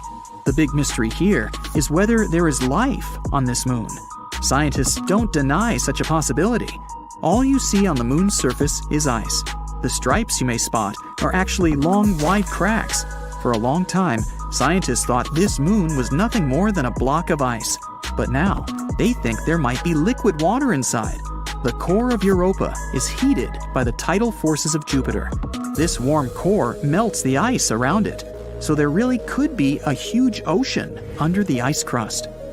Since water is the basis of life, different microorganisms could exist there. But we would only find out if we sent a probe there. We would have to drill through 24 miles of solid ice and start searching in an ocean twice the size of all water reservoirs on Earth. Look at Saturn's moon Titan. It's the second largest moon in the solar system. It's 50% bigger than Earth's natural satellite. It's the only place in our solar system, other than Earth, where liquid water has been proven to exist. But the most interesting thing about Titan is its atmosphere. It's 250 miles thick. This distance is almost 40 times greater than the average cruising altitude of commercial planes on Earth. And it's 95% nitrogen. For comparison, Earth's atmosphere is 79% nitrogen, which means they're quite similar. The mystery is that no one knows how this atmosphere appeared there. One theory suggests that many years ago, meteorites hit Titan's surface almost non-stop. Massive rocks collided with the crust, raising the pressure and temperatures on the moon. Under such conditions, the ammonia in the air decomposed into nitrogen and hydrogen. The heavy nitrogen fell on Titan's surface, while the light hydrogen rose and flowed out into space. But some scientists dispute this theory. Another mystery of the solar system is the hypothetical star Nemesis, and whether it really exists. If you look at all the stars of our galaxy, most of them are paired, which means that two stars orbit around each other. Statistically, the Sun must also have a companion. So, some scientists have made an assumption that the largest mass extinctions on Earth were related to some mysterious object in space. They hypothesized that there was a red dwarf somewhere within 1.5 light-years away from the center of the solar system, and every approach of this dwarf star to the asteroid cloud disturbed these space travelers. Every time it happened, several asteroids began their journey toward Earth and caused a mass extinction. But this star hasn't yet been discovered, and many scientists question this hypothesis. Now let's look at the very edge of the solar system. A photon of light has to travel 1 year to get here. Scientists believe the Oort cloud exists in that area. It's a hypothetical region where tons of asteroids and blocks of ice gather into clouds. It's the furthest place where the sun's gravity still works. Presumably, this spherical cloud wraps around the solar system. This is the region where long-period comets are thought to originate. They fly all the way through the solar system and then return to the Oort cloud. This journey can take thousands of years. Even more exciting, there could be a gas giant called Tyche in that region. Some scientists say it might be 4 times the size of Jupiter. So far, no research has confirmed its existence. Although the Oort cloud is still considered hypothetical, some scientists believe that comets from that area are responsible for the major mass extinctions on Earth. Now let's go beyond the borders of the solar system. There, 1,500 light-years away from Earth, there's the closest to our home planet black hole. Black holes are the most mysterious objects in the universe. They're so heavy that they attract not only matter, but also light. Even more, they slow down time. Once something gets trapped in a black hole's gravity, it never escapes. Light and matter gradually settle near the event horizon and soon disappear into infinite darkness. Time flows differently here. 1 minute near a black hole can be equal to weeks on Earth. The biggest mystery is what exactly is inside a black hole. Some speculate that there's nothing but crushing pressure that destroys anything that gets there. Others say it might be a portal to another dimension or a wormhole to another place in the universe. If it was true, white holes would exist as well, as exits from black hole portals and wormholes. But no white hole has been found so far. Now, how about going to the hypothetical border of the entire universe? It's called the Eridanus supervoid. If you look at the map of the universe, you'll see an empty cold spot about 1 billion light-years wide. The entire Milky Way galaxy is only 100,000 light-years across. The main mystery is how the spot appeared. One theory says this void is the scar left by the collision of 2 parallel universes. Imagine that universes are giant bubbles, and one day, 2 of these bubbles collided. That's when the parallel universe ripped several galaxies out of our bubble. So far, this is the only explanation for how such a huge cold void could appear in our universe. Back in the day, from 774 to 775, Earth got hit with a mega blast of radiation. This crazy burst of energy left its mark. 3 rings from that year show way too high levels of radioactive stuff. But what exactly caused it? Scientists are inclined to think that the reason was a solar flare. Some folks think maybe a massive supernova caused the radiation blast. But astronomer Phil Plait says that if that had been the case, it would have had to be less than 1,000 light-years away and would have been crazy bright. But there's no record of that happening. No bright, shiny Death Star in sight. After looking at the radioactive carbon and beryllium in tree rings, scientists ruled out a bunch of other possibilities. At first, they considered that it was a smash-up between neutron stars or a neutron star and a black hole. These types of crashes produce a super quick blast of gamma rays without any light show, which lines up best with the evidence. But these kinds of collisions are super rare. Plait thinks it's kinda unlikely that this is the answer. He figures we should only see one of these events in our galaxy about once every million years. So having one just 1,200 years ago seems pretty wild. Scientists are seriously worried about these rare events. If one happened closer to Earth, it could seriously mess up life on our planet. Even if it was thousands of light years away, a similar event today could cause chaos with all the fancy electronic systems we've come to rely on. So it's a good thing those gamma ray bursts are so rare, because if they were more common, Earth might be in for a rough ride. You may think that if our planet could withstand mega radiation blasts, it can easily withstand something less frightening. Let's say grasshoppers. Sorry to say that, but it's not exactly true. Back in 1874, during a hot summer in Kansas, things took a strange turn. Grasshoppers, or should I say locusts, invaded the Great Plains like nobody's business. They came down like a storm, blanketing houses, trees, and even poor trains passing by. These bugs were on a mission to cause chaos. Farmers had to scramble to protect their wells and just about anything else worth saving. Locusts landed everywhere, wreaking havoc on everything in sight. Even poor sheep lost their wool. Locusts even stripped paint off wagons and handles off pitchforks. This is how destructive they were. Livestock tried to fight back by eating them, but there were just too many of these insects. That year, those critters caused about $200 million in crop damage. The locust invasion was so tough, even the US Army stepped in to help. In the end, locusts began to disappear, sparing the plains from further devastation. Natural disasters can be even more unexpected than radiation blasts from space and locust invasions. Check this out.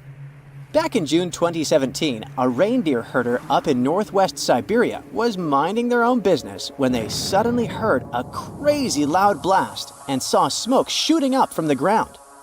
If that happened to me, I'd need to change my pants. Sorry. Later on, they found this huge hole that was like 23 feet wide and nearly 65 feet deep and was surrounded by chunks of ice and dirt. It turned out that there were over 17 such black holes in the area. They were filled with peaty water and shrouded in mystery. Some folks thought those were sinkholes. Others were sure they were left by top-secret device tests or even a bunch of meteorites. Now, the latest idea is that these holes are actually craters caused by the Arctic warming up and melting the frozen ground. The theory states that as the ground thaws, gas pockets trapped beneath the surface burst through, creating such dramatic holes. Apparently, these eerie craters have been showing up in specific spots in Siberia where ancient geological faults have been leaking out hot natural gas for ages. Combine that with some leftover methane from old lake sediments, and you've got a recipe for some explosive surprises as the planet heats up. Not scared yet? Alright, maybe you're afraid of darkness, huh? If so, you wouldn't like it back in 536. It's the year when the world went through a crazy 18-month period of darkness. A mysterious fog covered Europe, the Middle East, and parts of Asia, blocking out the sun and causing chaos. It was like the Dark Ages, but for real. It turns out that the main culprit behind this fog was a volcanic eruption in Iceland. This eruption spread ash across the northern hemisphere, causing temperatures to drop and crops to fail. People were freezing and starving. It was a mess. Historians from back in the day even talked about how weird it was. The sun looked like the moon. Summers were freezing cold, and even China had summer snow. It was all because of the volcanic ash blocking out the sun. And to make things even worse, this period of darkness sparked the beginning of the bubonic plague in 541. Talk about a rough time to be alive. Let's go back to Siberia real quick. Back in 1908, way out in the wilds of Siberia, an asteroid dropped for an unexpected visit. Today, we know it as the Tunguska asteroid, but it didn't get its name instantly. Local folks only caught a glimpse of the show. A bright fireball streaking across the sky, followed by a massive boom. Trees went flying, fires blazed, and animals weren't too happy about it either. But since the area was so remote, not many folks took notice. For almost 2 decades, nobody bothered to check out the Tunguska site. People had too much on their plates back then. But then, scientists finally made it out there and found evidence of the asteroid's shenanigans. Later in expeditions, they found some spacey microparticles. Fast forward to now, and NASA has a whole planetary defense thing going on. They even sent a mission to test out asteroid deflecting tech. Because who knows when the next cosmic rock will come knocking on our door, right? In the middle of the 19th century, there was one more epic solar storm called the Carrington Event. It may not sound like a big deal to you, but it had pretty rough consequences. The next day after the storm, Earth was hit with this insane geomagnetic storm that threw telegraphs off the rails and brought auroras to the tropics. And it's the place where they normally never show up. Turns out, all this space weather madness started with weird stuff happening on the sun's surface, like sunspots. From these spots, solar flares and other crazy electromagnetic stuff can pop out and mess with our technology. Massive solar storms like this one can shoot out from the sun at speeds of up to 1,800 miles per second. They can contain billions of tons of solar material, complete with a sassy little magnetic field that loves to mess with Earth's magnetic field when they meet. Now, listen closely. We're getting close to the next solar maximum in 2025, so it's a good time to check out the history of the worst solar storms, like the Carrington event, and take notice. Imagine if a similar storm hit today. An internet apocalypse, anyone? Businesses would be sent offline and we'd be facing some serious damages. Luckily, these mega solar storms don't happen very often. But hey, space weather is tricky to predict, so who knows when the next one will hit? When astronomers started a project that was organized to create a detailed 3D map of our galaxy, they didn't expect to find anything surprising. But that's exactly what happened. Earlier in that year, Harvard scientist Dr. Anna Bonacca noticed a weird disturbance in our galaxy's stellar streams. A stellar stream is a line of stars that are moving together through galaxies. The stellar stream we're talking about is called GD1, and it's stretched in an impressive line across our sky. This stream used to be a cohesive line, stretched by the gravity of our galaxy. One day, Dr. Bonacca noticed a gap in it, and this gap had a strange, ragged edge. In fact, it looked like something terrifyingly huge recently plunged through the stellar stream. The sheer force of this object's gravity was so great that it managed to drag stars in its wake.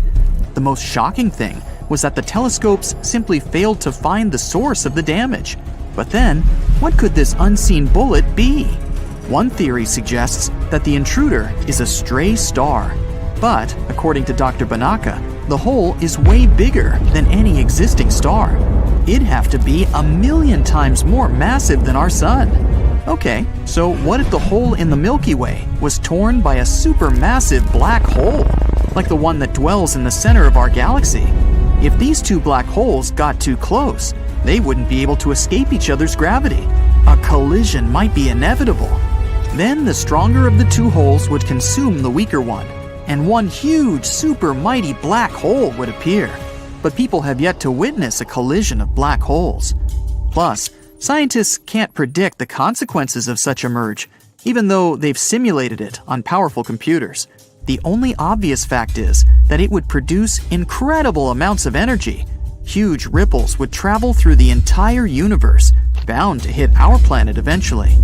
Then again, two black holes in one galaxy might refuse to merge. Imagine this.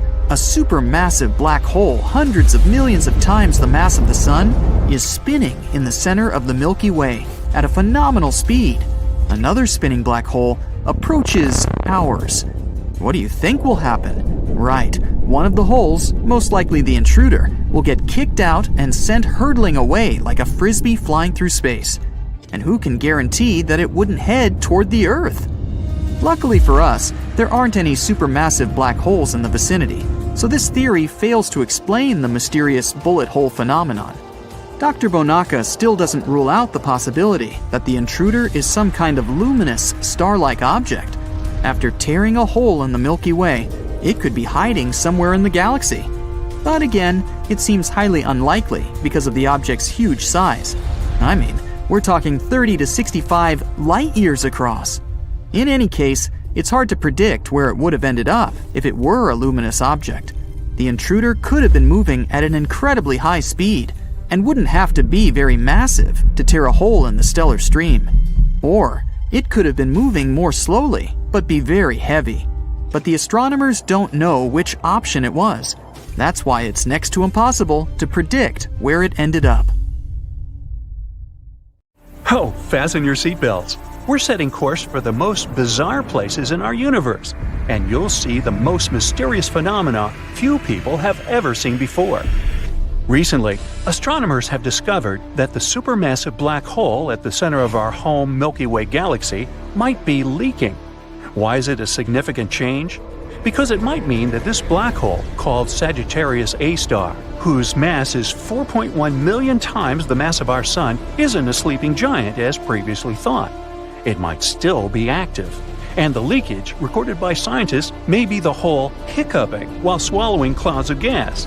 Hey, I've been known to do that from time to time. During the research, the team of astronomers used the Hubble Space Telescope. It helped them spot a jet that looked like a blowtorch. It was pushing into clouds of hydrogen at the center of our galaxy. The jet seemed to spew gas like a hose directed into a pile of sand. This often occurs around other active black holes surrounded by the material drawn to them by their immense gravitational pull. Some of this material gets pulled into the black hole, but a small part of it gets swept outward by powerful magnetic fields. The research suggests that when a giant gas cloud gets too close to our supermassive black hole, it gets swallowed, and then the hole belches small jets of matter. Fermi bubbles might be the result of the belches that occurred around 2 to 4 million years ago. But recently, scientists have found another giant glowing bubble of hot gas. It aligned with the jet stretching for 35 light-years or more from the supermassive black hole. Astronomers suspect that the jet could have plowed into this bubble of gas and inflated it. Now, let's visit some other breathtaking places in our universe. But be careful, some of them are extremely dangerous. Like this rotating neutron star called the Black Widow pulsar.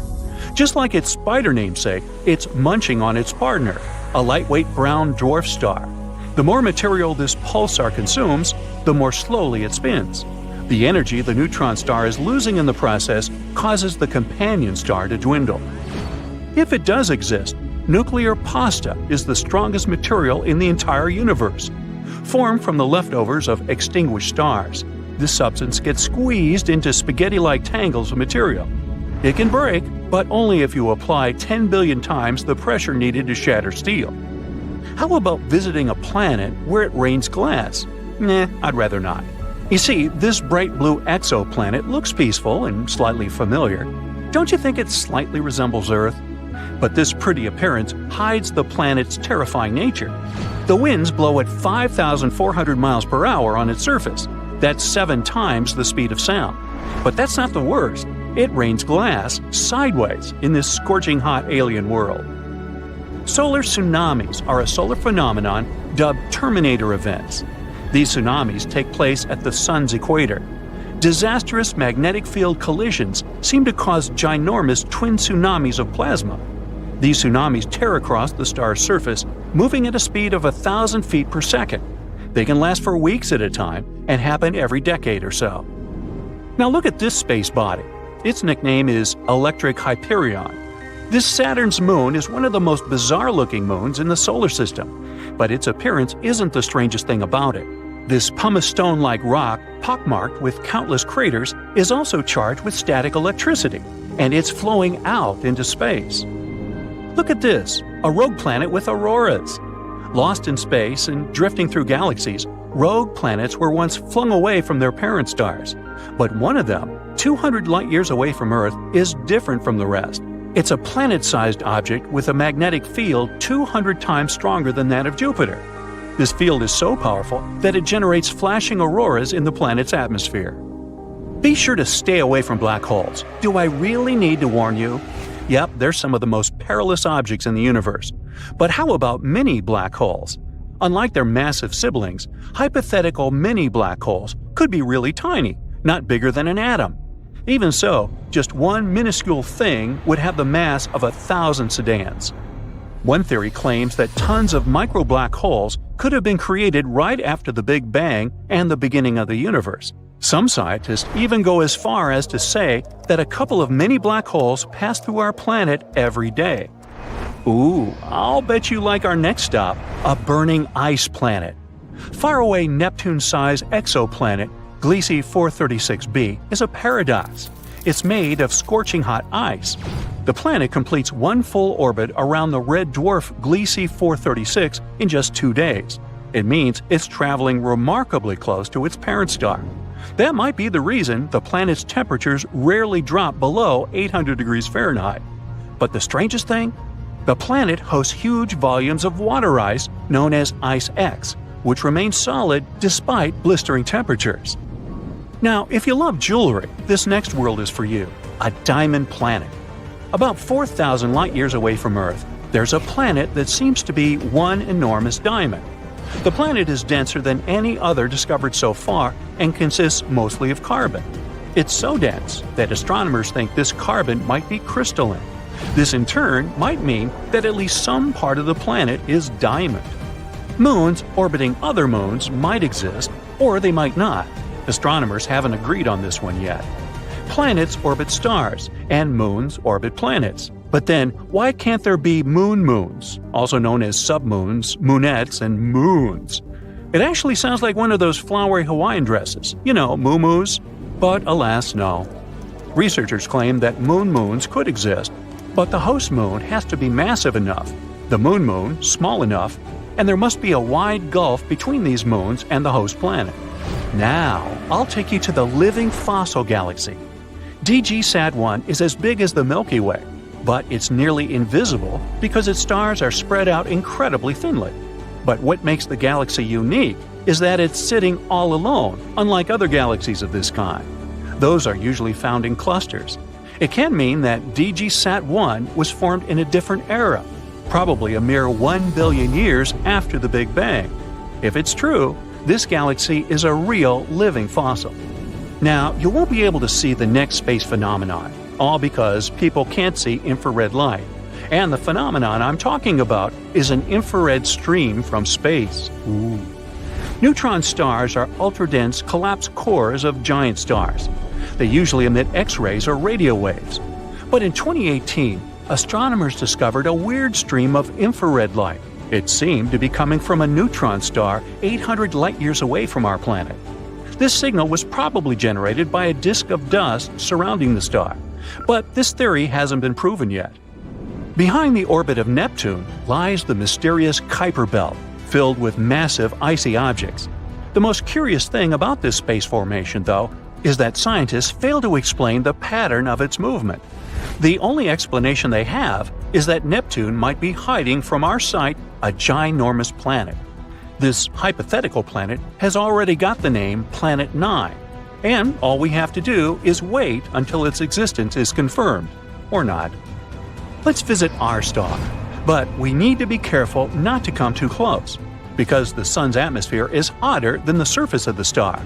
While on the surface, the temperature reaches 10,000 degrees Fahrenheit, the upper atmosphere heats up to millions of degrees. Scientists suspect that explosive bursts of heat from the Sun may have something to do with this unique phenomenon. Now, this space object is also worth visiting. Haumea, a dwarf planet orbiting in the Kuiper Belt, has a bizarre elongated shape and 2 moons. The day on this planet lasts 4 hours, making it the fastest spinning big object in our solar system. But the most mysterious thing about Haumea is that the planet has a thin 40-mile-wide ring circling it. Ring-a-ding-ding. So, imagine that ChatGPT will start perceiving itself as a person and will feel emotions in a few years. Many people are afraid that it will want to take over the planet. However, this fact won't be as important as the question people will start asking themselves at that moment. If humanity has created a machine with self-awareness, then could it be that humanity was also created artificially? Now, artificial intelligence lives on the internet, computers, and in digital reality. But what if we also live inside a huge, powerful computer? What if our universe is just a simulation? The most extraordinary thing is that some facts seem to point to this. There's a whole science in the world that studies this theory. It's called information physics, and it assumes that time, space, and matter are not fundamental natural phenomena, but bits of information. This information forms a picture that creates the laws of physics for us. For example, we feel cold and warm not because atoms get cold or warm, but because their movement accelerates or slows down. The speed of particles can be like bits of information. Billions of them could form the picture of reality. Once, philosopher Nick Bostrom said that an advanced civilization could create such complex technologies that simulations of these technologies would be indistinguishable from our reality. And Elon Musk said in 2016 that we were most likely in a simulation. Wow. The laws of physics resemble a giant code that programmers write when creating apps or games. For many of us, all these complex trigonometric equations and formulas of the laws of physics are too complicated. Tell me about it. But scientists who understand this issue see that the principal workings of these laws are beautiful, and this may suggest that someone deliberately created this beauty. Virtual worlds, apps, or games are based on information processing. If you delve into this information, you'll see that it consists of bits and pixels. Any picture on your phone screen is pixels, and any file transfer process is based on bits. They add up to bytes, kilobytes, megabytes, and so on until a bigger picture is formed. And if our life is a simulation, it must also consist of bits. In our case, pixels and bits are atoms and other particles that make up our universe. There are processes inside your computer and phone with maximum speed limits and computing power. If you start exceeding it, then your device will start working more slowly. So, in our reality, there is also a maximum speed limit. This is the speed of light. When an object starts moving almost as fast as the speed of light, time slows down for that object too. Also, time flows more slowly near a black hole. This object, with an unimaginable gravitational mass, can be something heavy that overloads the processor's computing power. There's also such a thing as quantum entanglement, in which two particles can be connected even though they're far away from each other. Electrons travel around an atom. They are connected, and if the property of one changes, the second one will react. And even if you place these electrons on different sides of a galaxy, they will retain this connection. How is this possible? Scientists don't know. A double-slit experiment is one of the most famous experiments that hint that our world is a simulation. The existence of this experiment can be reduced to a simple thesis that the world exists only when we look at it or interact with it through touch, hearing, and other senses. So imagine that you've launched a new game on an old computer. Sometimes the game map freezes. In the game, you turn to the left and see how the mountains and the roads are getting loaded. Then you turn to the other side and the same thing is happening there. In other words, the world in the game only loads when you look at it through the eyes of your character. This is necessary to facilitate the work of the processor. It's much more efficient to get a piece of information about the world when you look at it than to keep the whole world running simultaneously. Remember this. And now let's move on to the experiment. So, you have a device that fires small balls of light, photons. You release photons from the device and they crash into a blackboard, leaving white traces on the black surface. Now, put a wide plate with a little vertical slit on it between the device and the blackboard and fire photons again. The balls start crashing into the plate, but some of them fly through the thin gap. They smash into the blackboard and leave a vertical white mark on it. Everything looks quite logical, but now cut another slit with the same length and thickness in the plate. You release photons toward the plate. Some of them fly through the two slits. What do you think the trace on the board should look like? Two white vertical stripes, right? Well, take a look at the board. It's covered with many vertical lines. When photons pass through the plate, they acquire the properties of a wave and crash into the board, leaving a strange trail as if they've passed not through 2, but through 10 slits. So, at what point do they change their trajectory? Let's take a look. So, you stand between the board and the plate to see how particles turn into a wave. The device releases photons. They are passing through the two slits. Nothing unusual. There are 2 vertical traces on the board and no waves. You close your eyes and release photons again. This time, they behave chaotically and leave many lines on the board. That is, their behavior changes depending on the observer. When you look at them, they behave logically. But when you don't look, the laws of physics seem to stop working. Does it remind you of anything?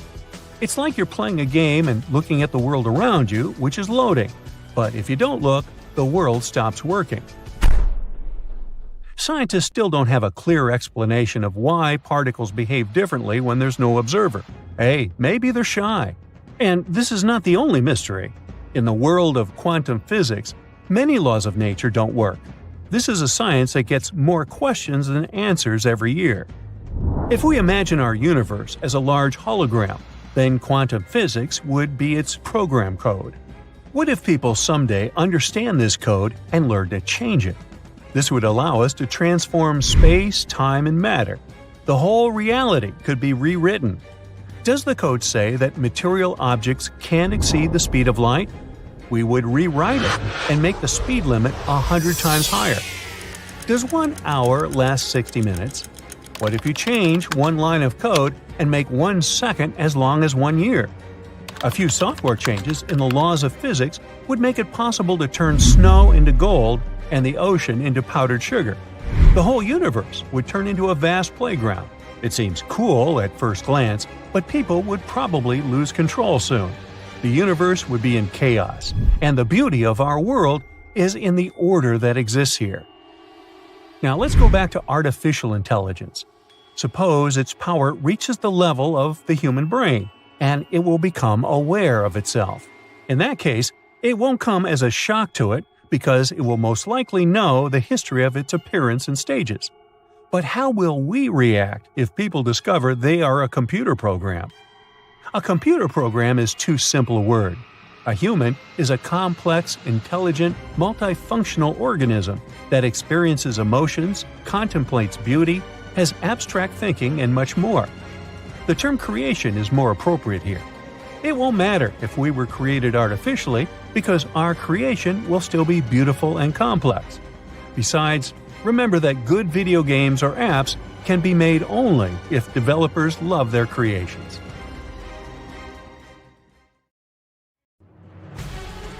Scientists were looking at a list of gas clouds when they saw something strange. 5 groups of blue stars that are not quite a galaxy and not a known type of star cluster either. These groups of stars are called blue blobs, and they're located in the Virgo galaxy cluster. Now, the big question is, how did these blue blobs form if they don't have any nearby parent galaxy where they could form? Scientists realize there are some heavy metals present in these blobs. Generally, when stars are born, they create heavy elements called metals. These metals are essential building blocks for new stars. In big galaxies, many stars form over time, and as a result, more metals get created too. These heavy metals in the blue blobs were a clue that the stars in these blobs were formed from gas that was stripped from a larger galaxy. Think of it as a piñata. The candy is the gas, and the piñata is this bigger galaxy. The blue blobs are the leftover candy that was scattered around. Wow, didn't expect to get hungry while talking about stars. How did the gas get stripped away from the bigger galaxy anyway? There are 2 ways. When galaxies pass by each other, their gravitational attraction can cause gas to be pulled away from one galaxy and into the other. This is called tidal stripping, and it's the first way these blobs can happen. It's like when 2 magnets attract and pull metal objects toward each other.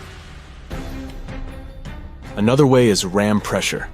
This happens when a galaxy moves through a cluster of hot gas at a pretty high speed. The gas in the cluster can push against the gas in the galaxy and force it out back, similar to a car pushing air out of the way as it drives, and you lose your hat in a strong wind. As time goes by, these stars and the blue blobs will keep on moving apart. Eventually, they will form smaller clusters. Have you ever seen pictures of Earth taken from space? They're amazing. But have you seen the one with 2 blue blobs of light? The first blob of light you see here is a large lightning strike in the Gulf of Thailand. It's rare to see lightning from space because of all the clouds. But this one was so huge it lit up the clouds around it like some kind of a brilliant ring. How cool is that? The second blue blob of light is a bit different. We're looking at the reflection of the moon's light on our home planet. The moon actually reflects the light coming from the sun onto the Earth. And when that light goes through the Earth's atmosphere, it creates a big blue blob with a fuzzy outline. It's like a shiny blue hat our planet is wearing. It's similar to the reason why the sky is blue during the day. When sunlight enters Earth's atmosphere, gases and particles in the air scatter it in all directions. Blue light has the shortest and smallest waves, so it gets scattered the most. And that's why we get to enjoy a beautiful view of a clear blue sky. The same thing actually happens to the light coming from the moon. When it reflects off the Earth and goes through the atmosphere, the blue light waves get scattered the most, making the moon appear blue in the photo. Speaking of unusual stars, there's one in the Centaurus constellation called Lucy. It looks like a tiny white dwarf, but it's actually very dense. There's a mass of the entire sun squeezed into an object only a third of the size of our home planet. That's like stuffing a whole watermelon into a golf ball. Lucy is also incredibly cool. Its core temperature is almost 12,000 degrees Fahrenheit. This may sound hot at first, but for comparison, our sun is about 27 million degrees Fahrenheit. And the best part that makes Lucy so special is the diamond at its heart. Its carbon core has crystallized into a massive diamond that's 10 billion trillion carats in size. It's hard to even imagine how big it is. Scientists found out about this awesome diamond by listening to the star's vibrations, which is like a star's heartbeat. And after they discovered Lucy, scientists found some other stars with crystallized cores and massive diamonds the size of Earth, too. Our universe is like a giant jewelry store. Most of the astronomers from the northern hemisphere are familiar with the star named Vega. First, it's brighter than expected. But if you could take a look at it from a different angle, you'd see this star is actually squashed. It has a specific oblong shape because it rotates at a high rate. It spins once every 12.5 hours, which throws the material out around its equator. This material then cools and darkens, and forms a dark, mysterious halo around Vega. When stars reach the end of their lives, they often explode in a dazzling supernova, getting brighter and brighter before they finally fade away. But one supernova, IPF-14Ls, decided not to obey the rules. It started to fade away like most other stars, but then, when everyone expected it to be gone, it suddenly came back to life and brightened up again. And not just once. It kept fading and brightening at least 5 times in a row. Scientists were so surprised to see this. When they measured the light from the supernova, they found it was evolving 10 times slower than other stars. It was aging way more slowly, too. When it looked 60 days old, it was actually 600 days old. It could be even older, because scientists had recorded another supernova in the same spot almost 70 years ago. There are some theories as to how it could have happened. Maybe the supernova was bumping into some surrounding material and then making it glow. Or maybe it was a giant star that was shedding material all the time to prevent, or at least postpone, its own collapse. At first, it may seem like you're looking at a simple variable star here, My Camelopardalis. But when astronomers looked more closely, they realized it was a pair of stars. The two stars are moving around each other at really high speeds, and their atmospheres are starting to mix because they are so close. People believe this example is the start of a union between two stars. In the end, the two celestial bodies, which already weigh 32 and 38 solar masses each, will join together to make a gigantic one with more than 60 solar masses.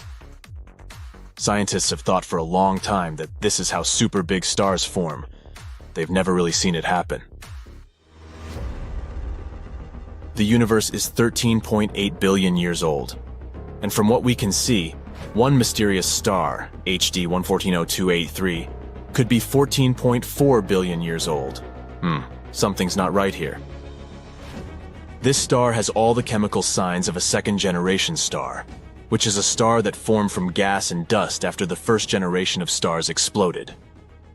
This star, sometimes called Methuselah's star, is 190 light-years away. Its brightness, distance, and composition help us figure out how old it is. At least 13.2 billion years old. While the age of 14.4 billion years is probably put there as a potential range. Even if it's younger than the universe, or is it? It's still by far the oldest star near us. Let's not forget the one with a tail either. It's called Mira. Sometimes it's bright, and other times it's faint, making it a bit of a tricky one to spot in its constellation. Sometimes it's one of the brightest stars up there, while other times it is one of the fainter ones in its constellation. It's the system with two stars, a red giant, and a white dwarf. The red giant used to be like our own sun, but now, as it's closer to its end, it's shedding its outer layers into space. And Mira has a comet-like tail too. As the red giant sheds its outer layers, it creates a stream of gas and dust that follows the stars as they move through space. Ooh, you're on a beautiful planet with unusual nature. Around you are ordinary people walking on this exotic planet. And now, get this, it's our new home. Humanity decided it was time to leave the Earth, and now we live very far away in another galaxy. But what happened to our home planet? Well, our solar system itself had an expiration date. It's been 7.5 billion years since 2020, and the Sun began to expand, absorbing planet after planet – Mercury, Venus, Earth. But the living conditions on Earth were unsuitable for us long before that. Let's go back there. In 4.5 billion years, our entire Milky Way galaxy will experience an incredible incident. The Andromeda galaxy will hit us at great speed. As a result of the collision, some stars will be thrown into distant space, while others will form new solar systems. But most likely, all life in the new Milkomedia or Milkdromeda galaxy will cease to exist. That's why people decided to pack up their things, get into new generation spacecrafts, and go to distant space in search of a new home. There can be an infinite number of planets in the universe on which humans can theoretically live. One of the main ingredients, the planet must orbit the star in its habitable zone. This means the temperature must allow the water to be liquid. We find similar star systems almost every year and have recently found the nearest one. It's Proxima Centauri. There are at least 2 planets around this red dwarf on which we can build our new home. But the problem is that this system is as far as 4.2 light-years away. So we had to open our garage and choose a vehicle that could take us so far. Saturn V is a rocket that used to take humans to the moon. It could reach the speed 30 times faster than the speed of sound. Today, we have more advanced technologies, like the SpaceX Falcon Heavy rocket. However, its speed is still about the same. It would take such a rocket about 113,000 years to overcome the distance to the closest star. So, you walk through the garage further and see the fastest human-made space object ever, the Parker Solar Probe. Its speed is a little less than 500,000 miles per hour, but it uses the gravity of the Sun to accelerate. Let's assume we can build a rocket that can reach this speed. Now, we sit behind a star map, do calculations, draw diagrams, and 6,600 years. And now, let's look at the photon. These are the tiniest particles that travel at the speed of light. And an obvious thought comes to your mind. How do you build a ship that can travel as fast as a photon? Well, until recently, travel at this speed was considered impossible. Fundamental laws of physics say that no object that has a mass can accelerate this much. Energy is required to accelerate mass. And to reach the speed of light, which is about 186,000 miles per second, we need an infinite amount of energy. But it's still too slow. Raise your eyes and look at the Sun. It's so close to us, but the light from it reaches our planet in 8 minutes, about the time it takes to go through the drive-thru and get your burger. And the journey to the nearest star will take 4.2 years. You can graduate from college during such a period. But we may have found a way to cheat the laws of physics and travel faster than light. Warp drive. It's a technology that manipulates space and time to break the laws of motion. In science fiction, it's a kind of field that envelops a spacecraft like a bubble or a shell and allows it to significantly exceed the speed of light. And we already have a similar technology, sort of. It's the Alcubierre warp drive. Since it's impossible to move at the speed of light in normal space-time, the ship must move by compressing the space in front of it and expanding it behind it. So not only the ship itself moves, but so does the space-time inside this bubble. In fact, this will allow the spacecraft to move at any speed, even 10 times faster than the speed of light. But to warp space-time, the ship must be simply humongous in size. It will need the quantity of energy comparable to the amount of mass energy of the whole planet of Jupiter. But at recent symposiums, scientists began to say that there is hope. In 2069, NASA plans to launch an interstellar mission to explore inhabitable planets outside our solar system. We do not yet know the details of this mission. It doesn't even have a name yet, but it will be dedicated to the 100th anniversary of the Apollo mission, the first man landing on the moon's surface. Here, near Pasadena, California, a small group of scientists from NASA's Jet Propulsion Lab are trying their best to make it happen, and their latest calculations have made everyone shout Eureka! It turns out the ring around the ship, which should create the so-called warp field, shouldn't be perfectly round as it was thought before. It's more like donut-shaped.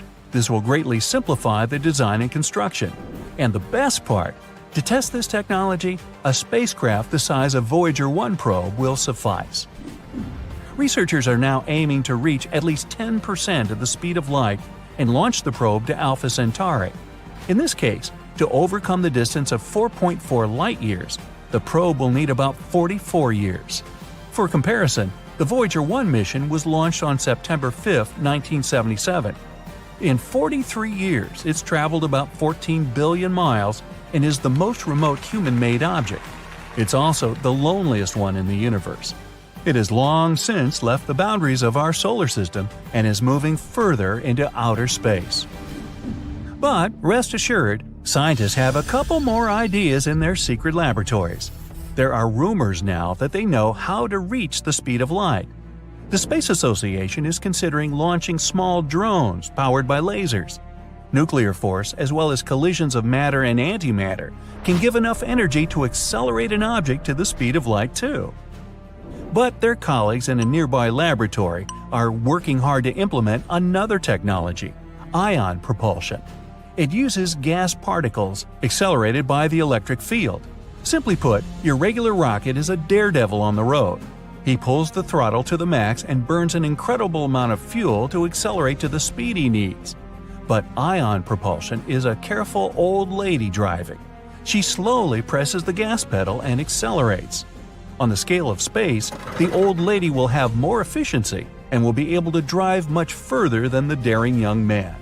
Something we'll keep an eye on. Still, an unknown number of years will pass until there's a way to implement warp drive or ion propulsion. We want to make humankind interstellar, but first, we need to keep it alive at least. Now we're actively developing technologies to send the first manned mission to Mars. Colonization of Mars will be the first stage to make our species interstellar. It'll be a kind of rehearsal before colonizing distant planets. We must understand that although the conditions on the exoplanets may be close to earthly ones, we will still have to terraform them. We must test our technology on Mars to warm it up to the normal Earth temperature. We also need to increase atmospheric pressure so that water could exist in a liquid state, and create an ozone layer that will protect us from solar radiation. After that, we'll be able to breathe freely on the surface of Mars without spacesuits. We need to master all these technologies before we can create a real warp drive. Centuries ago, people sailed the oceans and perfected their ships to fully explore our planet. Now, we will be the generation to build new ships and go on long journeys outside the Earth. Warp drive will open up incredible horizons for us. Take a look at our galaxy. There are countless stars. Around each of them may be planets, and on some of them, there may be life. Warp drive will allow us to get in contact with this life and explore our galaxy much faster. And this future is already close. Soon, we'll have the chance to join the pioneers, put on beautiful suits, and travel the expanses of space in search of adventure. Now imagine a place where a single day lasts longer than a whole year. On Venus, a day, meaning one full spin on its axis, is as long as 243 Earth days. And what's even weirder, despite the fact that Venus is experiencing a never-ending day, it has a shorter year than Earth. While Earth takes about 365 days to complete one orbit around the Sun, Venus does it in just 225 days. So, somehow, for Venus, a day is more epic than a whole year. Venus is a strange planet in general. It's called Earth's twin because of how alike we are, although it's a bit smaller than Earth. But there are some drastic differences too. For example, it spins in the opposite direction, which means the sun there rises in the west and sets in the east. And Venus isn't the only one who dances to its own rhythm. Uranus does that too. And finally, Venus is quite crazy in terms of its atmosphere. When you stand on Earth, you don't really feel the weight of the air around you. Well, on Venus, that feeling would be like having an elephant sitting on your shoulders. Venus has 90 times the atmospheric pressure of Earth. The atmosphere there is a thick layer of toxic gases. For example, carbon dioxide that's released by all the volcanoes. It presses down with incredible force. This results in very hot temperatures. No wonder it'll take a long time before we'll be able to stand on this planet. Meanwhile, Mercury, the closest planet to the Sun, has an even more speedy orbit than Venus. It completes a full journey around the Sun in just about 88 Earth days. However, it has a slow spin on its axis, which means that one day on Mercury takes about 176 Earth days, basically half a year. Just like with Venus, a day there takes much longer than a year. Since it's closest to the Sun, no wonder Mercury experiences some super extreme temperature swings. Daytime temperatures can soar up to a scorching 800 degrees Fahrenheit, hot enough to melt lead. But wait for the sunset. At night, it drops to freezing minus 290 degrees Fahrenheit. Ooh! That's because Mercury doesn't have a thick atmosphere like we do, so the heat doesn't distribute across the planet evenly. If one side is in the dark, it'll be super cold, and the other side will be scorching hot, just like if you let a regular big rock lie down under the sun for a while. In fact, it's so cold that there might even be some ice on it. Look at the planet's North Polar region, especially those sunlit yellow spots inside craters. These are indications of water ice. Turns out water is much more common in space than we thought. Mars is often dubbed the Red Planet. It earns this nickname from the abundance of iron oxide, or rust, covering its surface. The iron-rich minerals create a rusty red hue that paints the Martian landscape. But it turns out Mars isn't just red. If you were standing on Mars, you'd witness desert-like butterscotch terrain with caramel and golden glows, some brown, and even a glimpse of a slight greenish hue.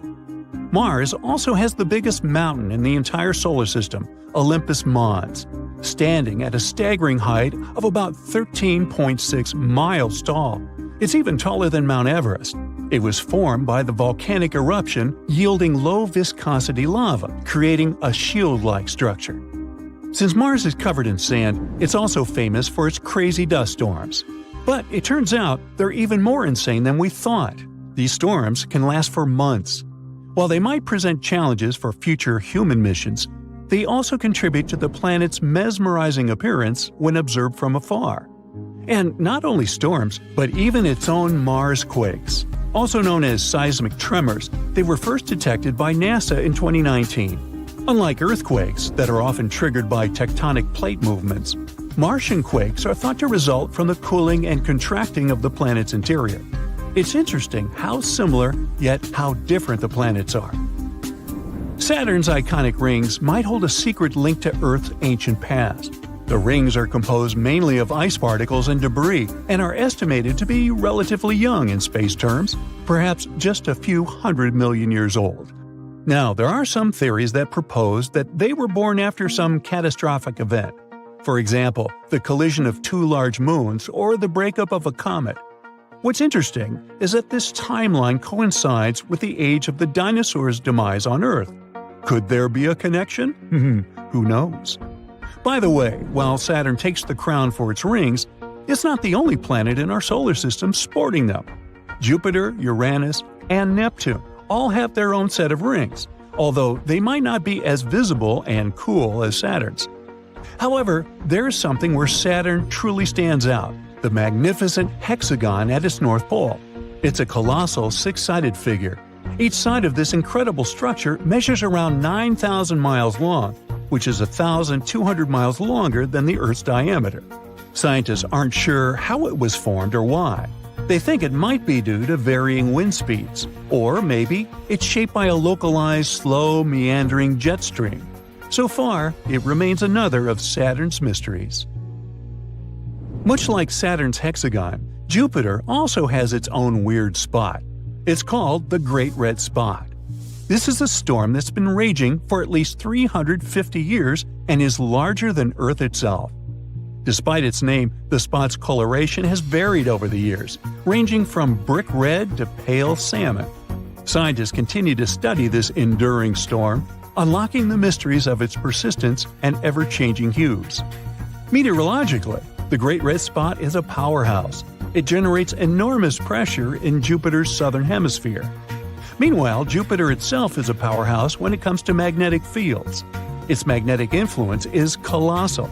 It extends far beyond the planet itself and creates one of the largest and strongest magnetic fields in our solar system. Because of that, Jupiter is a source of intense radiation and mesmerizing auroras. While Earth's northern lights are breathtaking, Jupiter has something to offer too. The magnetic field interacts with charged particles from Jupiter's moons and the solar wind. This creates visually striking auroras near its poles. But compared to Earth, the scale of these auroras is incredible, like nothing we've seen on our planet. But even having a cool big spot isn't a unique feature in our solar system. A stormy giant Neptune, the eighth and farthest planet from the Sun, also has its great dark spot. Just like Jupiter, it's a massive vortex in Neptune's atmosphere. But unlike its Jupiter counterpart, this spot tends to come and go because of Neptune's dynamic and ever-changing weather patterns. Neptune, together with Uranus, is known as an ice giant. And just like other giants, it boasts some of the most ferocious winds in our solar system. Its supersonic winds can get faster than 2,200 miles per hour. What a drama queen! But this explains its thick cloud formations. By the way, if you ever dreamed of a planet raining diamonds, you might want to visit this planet. Deep within Neptune's atmosphere, where pressures are extreme, scientists theorize that carbon atoms are compressed and form diamonds. And then, these diamonds might be raining down. What a unique touch to stormy weather. Neptune's moons got from their parent with the weird weather.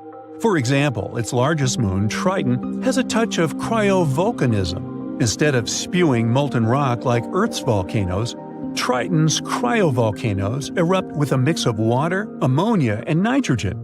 Picture it as icy geysers shooting material into space. Seems like in our solar system alone, each planet has its own quirks and interesting qualities. Let's hope that we discover some more interesting things in outer space in the future. Do me a favor, will ya? Try to imagine the first time you went camping. Maybe you went with your parents. Maybe it happened on a class field trip with your schoolmates. Regardless, try to picture, or remember, what it felt like as the day was coming to an end. The sun has set, but there's still some light outside. Let's say you were lying down, trying to rest for a bit. What's the first thing you remember seeing when looking up? If you're anything like me, it was probably the overwhelming number of stars twinkling right before you. These stars, most of which you can see without any fancy devices, are part of the Milky Way. Believe it or not, our amazing galaxy is almost as old as the universe itself. Age aside, it's also a pretty nice place to be. The Milky Way is like a cosmic nursery where new stars are born. And let me tell you, it's home to some of the most fascinating places, at least from what we can see in pictures. Take the Mystic Mountain, an area in the Carina Nebula. Here, things are always splashing and full of energy. That's because of gas columns collapsing and creating crazy opposing jets that are thrown around like acrobats in a circus. It's like a signature move for stars being born, you know?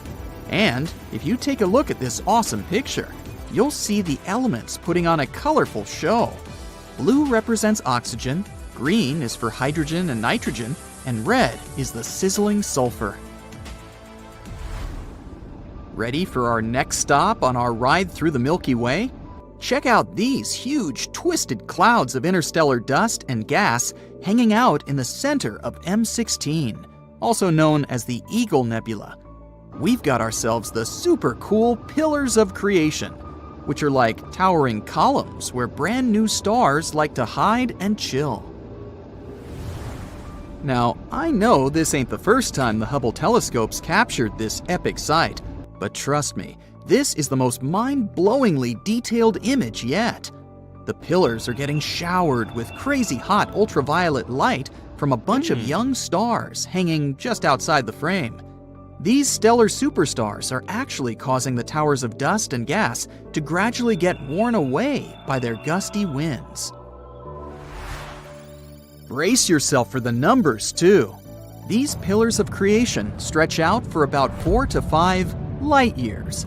Yeah, it sounds big, but in the grand scheme of things, they're kind of like the cute little siblings of the larger Eagle Nebula, which spans a whopping 70 by 55 light years. The nebula was first spotted back in 1745 by an awesome Swiss astronomer, and it's about 7,000 light years away from our humble abode, in the constellation Serpens. Here's the quirky part, though. As productive as it might sound, the Milky Way's star-forming activity is quite rare when compared to other galaxies. Astronomers have noticed that the pace at which stars are being born is actually dropping, and they're itching to figure out why. But before we can dive into this weird phenomenon, let's look at how stars come into existence in the first place. It's hard for us to know for sure from down here. What we can gather about a star's life cycle comes from looking at those within our local Milky Way. Stars are formed in colder clouds of gas and dust called nebulae. These areas are pretty common throughout most galaxies. These nebulae have low temperatures that are crucial for hydrogen gas to stick together. As the clump gathers more gas, it causes movement, which itself creates energy. When more gas collides with the already formed clump, all that energy transforms into heat. This keeps going until the temperature grows considerably, sparking the birth of a star. The most secure time of a star's life is also known as its main sequence. I'll spare you the chemistry lesson, but during this time, the star produces both heat and radiation. It's because of the radiation that there's pressure around a star, and it's also the reason for most of the light found in a certain galaxy. Now let's talk star sizes. The bigger the star, the faster it consumes its fuel. These massive stars shine the brightest, emitting high-energy UV light. On the other hand, lower-mass brighties live longer, despite not being as shiny as their larger siblings. There's a variety of star sizes in most galaxies we're able to see from down here. Some stars are 0.1% the size of the Sun, while others have 10 times its mass. Once a star finishes up its fuel, it welcomes its grand finale and transforms into a faded star. Stars about the same size as the Sun or smaller can no longer produce radiation at this stage. Gravity takes over, causing their matter to settle into a white dwarf. For bigger stars, the timeline changes a bit. They too collapse, but there's a lot more stuff burning, and it's also hotter in there. This collapse creates a stronger core. When all of the star's insides are done for, the outer layers collapse in a jiffy. It bounces off the core at nearly the speed of light. It's an impressive, explosive event called a supernova. The blown-out material becomes the basis for future stars. It also leaves behind a black hole. Now that we know a bit about a star's life, let's try to look at each generation, if you'd like. Stars don't just pop up constantly at the same rate. Currently, the universe is manufacturing only about 1/9 the number of stars compared to its star-forming glory days, which happened roughly 10 billion years ago. One study gave us a peek on the history of star forming. In writing it, 2 scientists teamed up to gather a ton of data about galaxies. They sorted these galaxies based on how far away they were. By doing this, they could track how the brightness of galaxies has changed over the universe's lifetime. Since stars give off most of a galaxy's light, they could use that brightness to figure out how many stars were forming, using some fancy math. Their findings confirmed that star formation was pretty wimpy when the universe was young. But as gas started to gather in galaxies, boom! Star formation skyrocketed until about 10 to 11 billion years ago when it hit its peak. After that, star formation took a nosedive. In today's observable universe, it's dropped a lot. That means around 50% of the stars we see today were born in the first 5 billion years post-Big Bang. A mere quarter formed in the last 6 billion years. So what's causing this cosmic shift?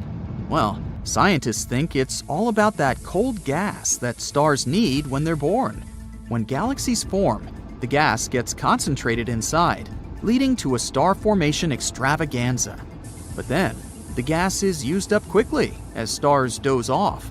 When supernovae come into play, they blast away that much-needed gas for future star making. Not to mention it also changes the chemistry of that gas. This crucial piece of information could be a starting point for the star-making decline we see today. Scientists are still not sure why this gas becomes useless.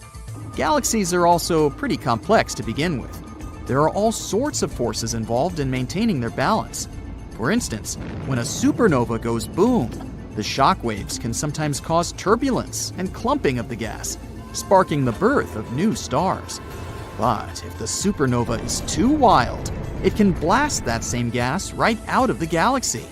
With no gas left in the area, there's little to no chance a new star could form. Now, what does the future hold? Some scientists can't help but wonder what might happen if no new stars pop up. The universe might be simply filled with black holes and fading stars. Solar systems would become inhospitable as their stars lose power, and those ravenous black holes might munch on whatever material is left. As gloomy as it seems, you do have to admit it's a mind-boggling concept. Luckily, we don't have to worry about it happening anytime soon. The universe is a whopping 13.7 billion years old, but the dark era isn't expected to kick in until somewhere way further in the future. But hey, this is just one possible outcome of the decline in star formation. Who knows what other wacky possibilities the universe holds? In the heart of the galaxy, there lies a mysterious object, the likes of which no astronomer has ever seen. It streaks across the sky like a shooting star on caffeine. So, what is this mysterious blob? And how is it related to the black hole in the center of our galaxy? Let's find out. This thing is called X7.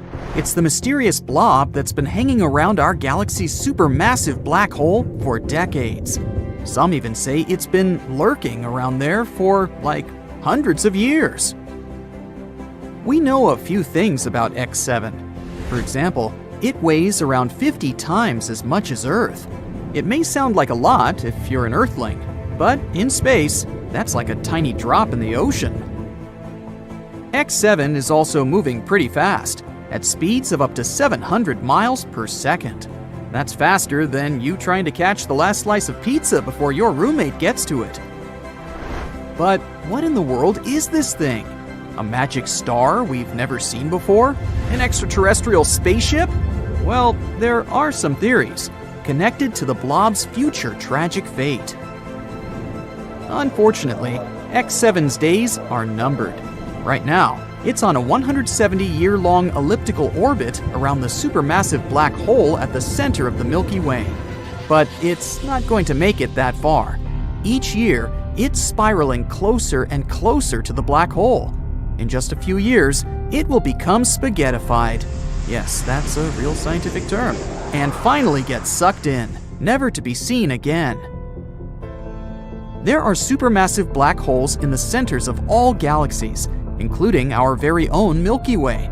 These black holes are so massive that they warp space-time, causing nearby stars to orbit around them at incredible speeds. They serve as cosmic vacuum cleaners that suck in anything and everything that comes close enough. The black hole in our galaxy is called the Sagittarius A star. Sounds like the name of a fancy Hollywood celebrity, doesn't it? But this celestial object is far more impressive than any mere mortal. It's about 4 million times more massive than our sun, which means it could probably eat our entire solar system for breakfast. But don't worry, these black holes may seem really scary, but in reality, they're too small to compete with an entire galaxy. They'll just suck in a couple of the nearest stars, and that's all. Also, Sagittarius A star doesn't seem to have a very good appetite. It's been observed to be pretty quiet lately, which is good news for us. But even if it were super greedy, it wouldn't pose any threat to us. This black hole is over 26,000 light years away. From Earth, we can see it in the Sagittarius constellation. In 2022, the Event Horizon Telescope collaboration released the first ever image of Sagittarius A star. It took years of collaboration and technology to capture this stunning image. And this is our second photo of a black hole in history. The first one was released in 2019, and it showed the supermassive black hole called M87 star. Yes, they both have star in their names. Don't try to make it make sense. Anyway, you may remember this photo as the first ever image of a black hole ever. It went crazy viral across the internet. And this black hole, M87 star, located in the Messier 87 galaxy, is way scarier than Sagittarius A star. You thought 4 million solar masses is impressive? Then how about 2.5 billion solar masses? M87 is a real monster. It's also known for its powerful jets of plasma, which are so energetic that they extend thousands of light years from the black hole's center. If M87 were a superhero, it would be Iron Man, with his repulsor beams on full blast. Now technically, you can't take a photo of a black hole itself, since it's, well, black. No light can escape its grasp. But the glowing orange ring in this photo shows the matter surrounding Sagittarius A star. It's called the accretion disk, a swirling disk of hot gas that spirals the center, heating up to millions of degrees in the process. It's like a giant fiery vortex, but with no escape. And the shadow in the center indicates the black hole itself. Inside that shadow, there's an event horizon. The event horizon is the boundary around the black hole, beyond which nothing, not even light, can escape its gravitational pull. It's the point of no return, where the gravitational force is so strong that even the fastest object in the universe, light, can't escape. Once you cross the event horizon, you're doomed to fall toward the center of the black hole, where the laws of physics as we know them break down. And this is exactly the fate that awaits our unfortunate X7. Right now, the pure blob is getting stretched and yanked by powerful tidal forces. By the way, before it meets its untimely demise, X7 is expected to put on a bit of a show. Its closest approach to the black hole, called periastron, is projected to happen in 2036. And when it finally gets torn apart by the Sagittarius A star's gravitational forces, there may be some cool fireworks to see. But this is not the most important thing. The funny part is, X7's future end may help us finally understand what the heck even is this thing. A team of scientists have been studying how a strange blob orbits the black hole. And that's when they discovered that X7 has stretched to almost twice its initial length. And what does that mean? Well, it suggests that X7 is most likely made of debris ejected during a recent collision between two stars. Yep, you heard that right, a space car crash. Imagine this. Two stars fall in love and start circling each other for many years. After that, they finally merge together. At this moment, they eject tons of gas and dust. And perhaps this cosmic dance created our blob baby, X7. It's basically like the crumbs left on the table after a giant space feast. Something like this is actually pretty common, especially around black holes. It's like a galactic fender bender that sends debris flying everywhere. Actually, the universe is full of mystery blobs. They're called the G objects. No, they're not the G-men from Men in Black, but they're just as mysterious and elusive. These guys have been puzzling astronomers for more than 20 years. They look like gas clouds, but behave like stars. It's like they can't decide whether they want to be a cloud or a star. Come on, guys, make up your mind. G objects stretch out at the closest point to the central black hole, but emerge intact, like a rubber band that stretches but doesn't break. Scientists think that they're the stars that have merged together into one. And while doing that, they also produce a huge cloud of gas that hides the result from view. Kinda like when you're wearing a bulky sweater, so that no one knows that you've put on a few extra pounds. And then a study published in 2021 found that one of these objects, G2, was actually a molecular cloud concealing 3 baby stars. Talk about a plot twist. But X7 is the black sheep of the strange blob family. It's significantly different from the G objects, like the weird cousin you see once a year at family gatherings. Its evolution has been more dramatic. Also, it's not being held together by a mass lurking in its center. So what is it being held together by? Pixie dust? Magic? We need answers! That's why scientists believe that X7 isn't a G object itself, but debris left from it. Or maybe not. We have no idea.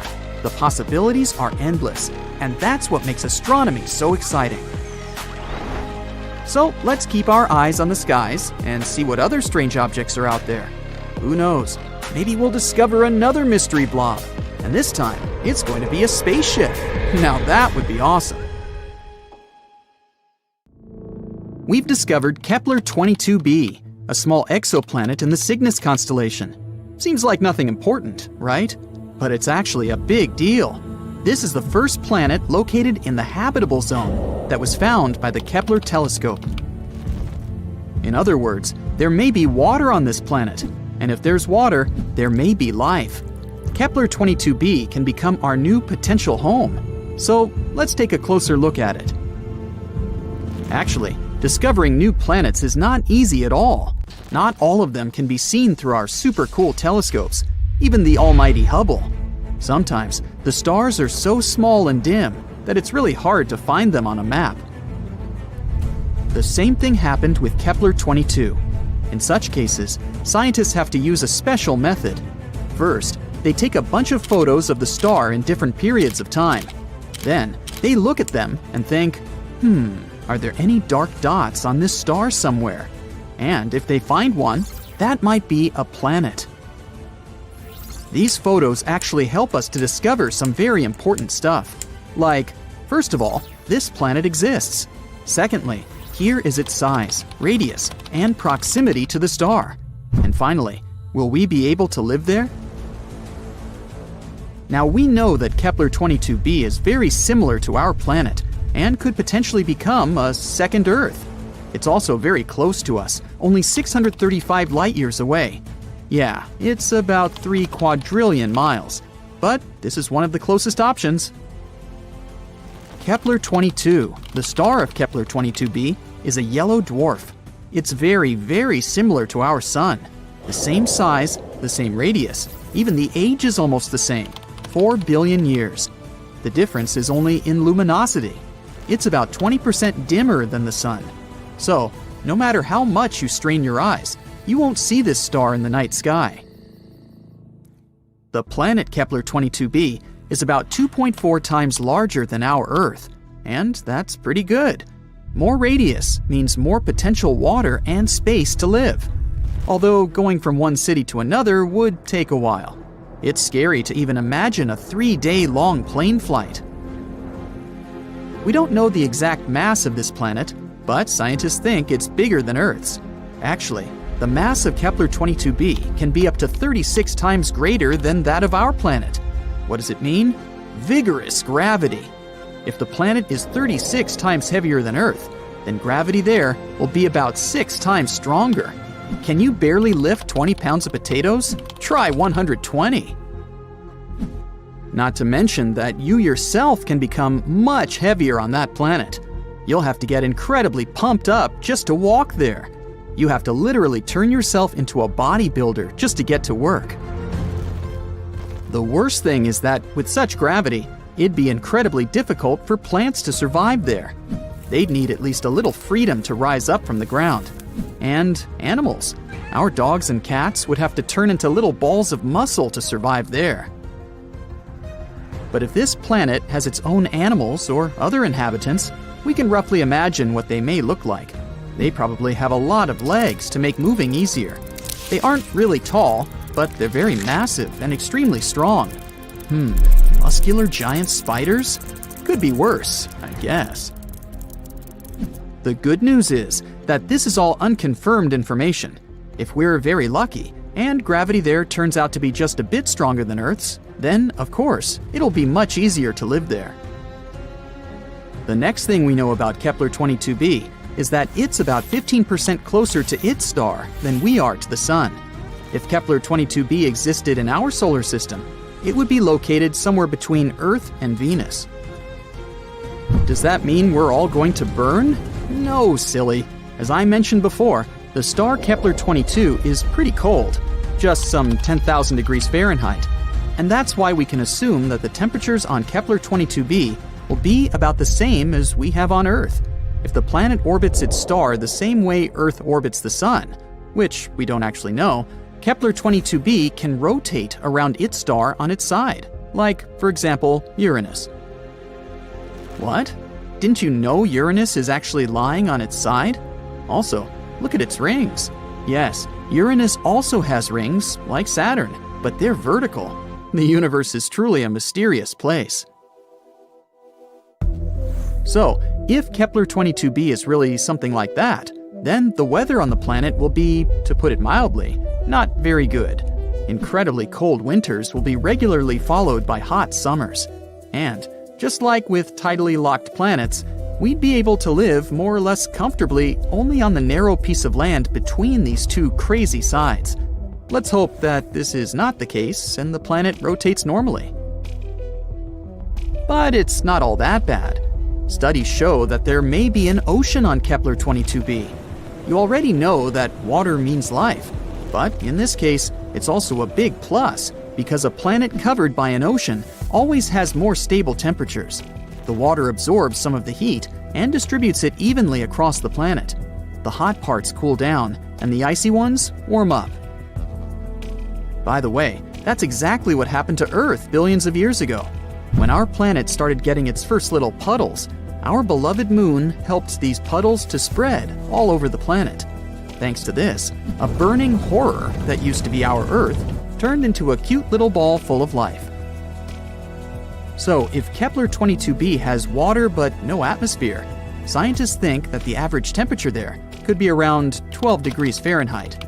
But if there's also an Earth-like atmosphere, then the temperature can reach 72 degrees Fahrenheit. That would be nice. And finally, 1 year there is equal to 290 Earth days, about 9 months. The planet has no natural satellites, so unfortunately, we'd have to say goodbye to a beautiful view of the moon. On the bright side, we'd probably be able to see the sun as a distant little star.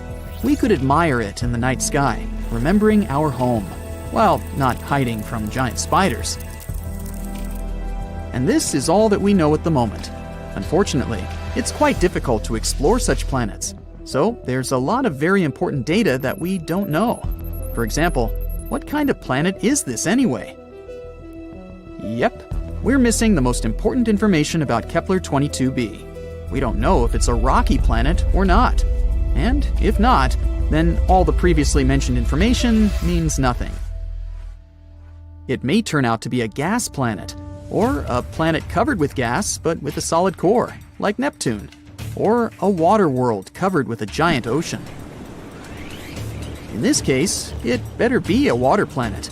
Then at least we could build some kind of underwater city there. We could filter the water and eat fish, until we evolve into an amphibious species. Does it even count as evolution if we go back to our roots? Scientists, however, think that Kepler-22b may turn out to be a Neptune-like planet. Some astronomers have even assigned the planet to a category of mini-Neptunes. Yes, this is a real planetary category. But this hasn't been proven yet. But even if, fortunately for us, Kepler 22b turns out to be a rocky planet, we still don't know what the atmosphere is like there. Does it exist at all? What if it turns out to be something like the atmosphere of Venus, which is more toxic than your ex? Then we'd have to dig deep underground to somehow survive on this planet. And then we'd have to come up with a heat source, because it's pretty cold underground. Yeah, let's hope this won't be the case. There are many possibilities with Kepler 22b. So far, we don't have a clear answer. But let's hope that scientists will find it before we load the first people into shuttles and send them to conquer Kepler 22b. That would be awkward if it turns out to be a gas planet, or something like that. We've been focusing on trying to find life on Mars so much, while there is this gem waiting to be explored. This planet is the 6th farthest from the Sun and the 2nd largest in the solar system. You'll find it right behind Jupiter. I'm talking about Saturn, or as they sometimes call it, the jewel of the solar system. It's so different from our planet. First of all, you wouldn't be able to stand there. While Earth consists of rock and other tough stuff, this planet is like a giant ball, mostly made of gases. If you found a swimming pool huge enough to fit Saturn, you could see the planet floating in the water. No wonder, Saturn is the least dense planet in the solar system. It also contains a lot of helium. You know, the gas you put in balloons to make them hover in the air. Saturn is a very windy planet. Winds there are more than 4 times stronger than the ones we have on Earth. A day over there lasts 10 hours and 14 minutes because Saturn spins on its axis pretty fast. But the planet takes its time while going around the Sun. A year there equals 29 Earth years. Saturn's radius is more than 36,000 miles. It means the gas giant is 9 times wider than our planet. If Earth was the size of a nickel, Saturn would be as big as a volleyball. Even though some of our planets in our solar system also have rings, Saturn's are the most spectacular ones. You can even see its rings from Earth. And no, you don't have to be a scientist with insanely expensive equipment. All you need is a small telescope. Saturn's rings are not firm. They are made of pieces of dust, rock, and ice. Some of them are as small as grains of sand, and some as big as a house or even a mountain. These are actually bits of asteroids, comets, and shattered moons that fell apart before reaching Saturn. They could be torn into pieces by the planet's powerful gravitational pull. Saturn has over 50 moons, and recently, scientists have discovered some unusual hydrothermal activity on one of them. Enceladus is Saturn's 6th biggest moon. It has 4 tiger stripes close to one of its poles. Researchers have found that there is an ocean underneath these stripes. Water and ice erupt from that area, so now we can't but wonder, maybe there's life out there. In the oceans on Earth, some forms of life gather around similar hydrothermal vents. They feed on the chemicals there, same as plants on the surface do with sunlight. And not only that, some of the oldest microbial life on our planet feed on the same energy as the one produced beneath the ocean's surface on Enceladus. It could potentially mean there's life developing there right now. Of course, it takes millions and millions of years for even the simplest organisms to appear. But hopefully, scientists will need less time to find more complex forms of life. There are millions of exoplanets out there in space, and scientists have been searching for those that could be potentially habitable. Exoplanets are planets orbiting a star outside of our solar system. Dwarf stars are similar, less luminous than the Sun. They sometimes live for more than 10 billion years. That's enough time for a living organism to develop and evolve into a more complex form. Life might appear on the planets orbiting such dwarf stars, or, like with Saturn, on one of their moons. And here it is, Gliese 876b, that orbits the red dwarf star Gliese 876. This planet is mostly a mystery, but scientists assume this is a gas giant that has no solid surface. They believe its atmosphere doesn't have clouds, but there might be water in its liquid form on the planet's surface. T Gardens b orbits a red dwarf that's around 12 light-years away from our solar system. The planet's mass is just a bit higher than that of Earth. Scientists think it may have a rocky surface. The planet needs around 5 days to complete its orbit. It means that 1 year on T Gardens b is actually shorter than 1 week on Earth.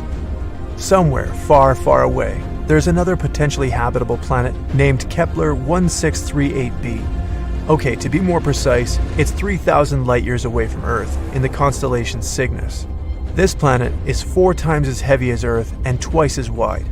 It needs almost 260 days to complete one orbit around its star. The gravity on this planet is stronger than that on Earth. It wouldn't be an easy feat to jump on its surface. One more Kepler coming along. This time, it's Kepler 62e, a planet that's more than 1.5 times the size of Earth. Scientists believe this one has a warm, humid, and hospitable atmosphere with cloudy skies. There are 1,200 light-years between Earth and this planet. Kepler 62e needs 122 days to orbit its red dwarf star. Its neighbor, Kepler 62f, is another potentially habitable zone. It's a world around 40% bigger than Earth. Scientists think this planet might be covered in water. The oceans on our planet are full of interesting creatures and organisms of all sizes, so the chances are this planet also hides some intriguing living beings, or at least it has the potential to develop life. When we say habitable, it doesn't mean life definitely exists there. It just means there are conditions for some forms of life to develop. LHS 1140b is a planet located in one of the potentially habitable zones. Unlike its gas companions, it's solid and quite rocky. The planet's radius is 60% larger than that of Earth, and its mass is 7 times bigger. It's one of the densest planets found out there. Since the planet has a big mass, an atmosphere there must be rather thick. Plus, gravity on its surface is much stronger than here on Earth. That's why you would likely have problems just standing on that planet. Hello and greetings from TRAPPIST-1, an ultra-cool dwarf in the constellation Aquarius. It's around 39 light-years away from us. 7 Earth-sized rocky planets are orbiting in the star's habitable zone. All of them can potentially have some water on their surfaces. The temperature on these planets is more or less similar to that on Earth. On the Moon, gravity is only 16% of what we have on our home planet. That's why the astronauts could hardly control their movements when they visited our natural satellite. But when it comes to the gravity on TRAPPIST-1 planets, you would probably feel good and comfortable there. And Kepler, once again. This time it's Kepler 452b. It's a rocky planet 60% larger than Earth. Its parent star is similar to our Sun. This planet has actually spent around 6 billion years in the habitable zone, while Earth has been there for a mere 4.5 billion years. This planet needs 385 days to orbit Kepler 452. This star is around 20% brighter than our Sun, but has the same temperature. The whole system is very far from our little oasis. It would take you 28 million years to get there. And now, how about KOI 7711.01? It's another intriguing world 1,700 light-years away from us. This planet is only 30% bigger than Earth. It gets almost the same amount of heat as we receive from our Sun. Sometime in the future, people might start colonizing the galaxy. They would be looking for new planets to live on. Then we'd certainly have to make really long trips, and maybe one day we'd reach Proxima Centauri. It's a nearby star that has a couple of planets we could potentially inhabit, like Proxima Centauri b. It's around 4 light-years away from Earth, and it doesn't sound that far at first, but it actually is. It would take about 6,300 years to travel there, if we use the technologies that are available these days. It would mean many, many generations to make a trip like that, and it would take even longer to finally inhabit that new world. People would be born and raised on spaceships. They would live their lives there without ever seeing either Earth or the planet they're heading to. Instead of trees, mountains, and rivers, there would be only the dark nothingness of faraway galaxies spreading in front of them. They would never be able to wander unknown streets, breathe in the fresh air, feel the wind. The only place for them to travel to would be another part of the ship. Certainly, such a journey wouldn't be simple, but it would pay off if people managed to build some more beautiful worlds, like the one we have here on Earth. Is that even possible?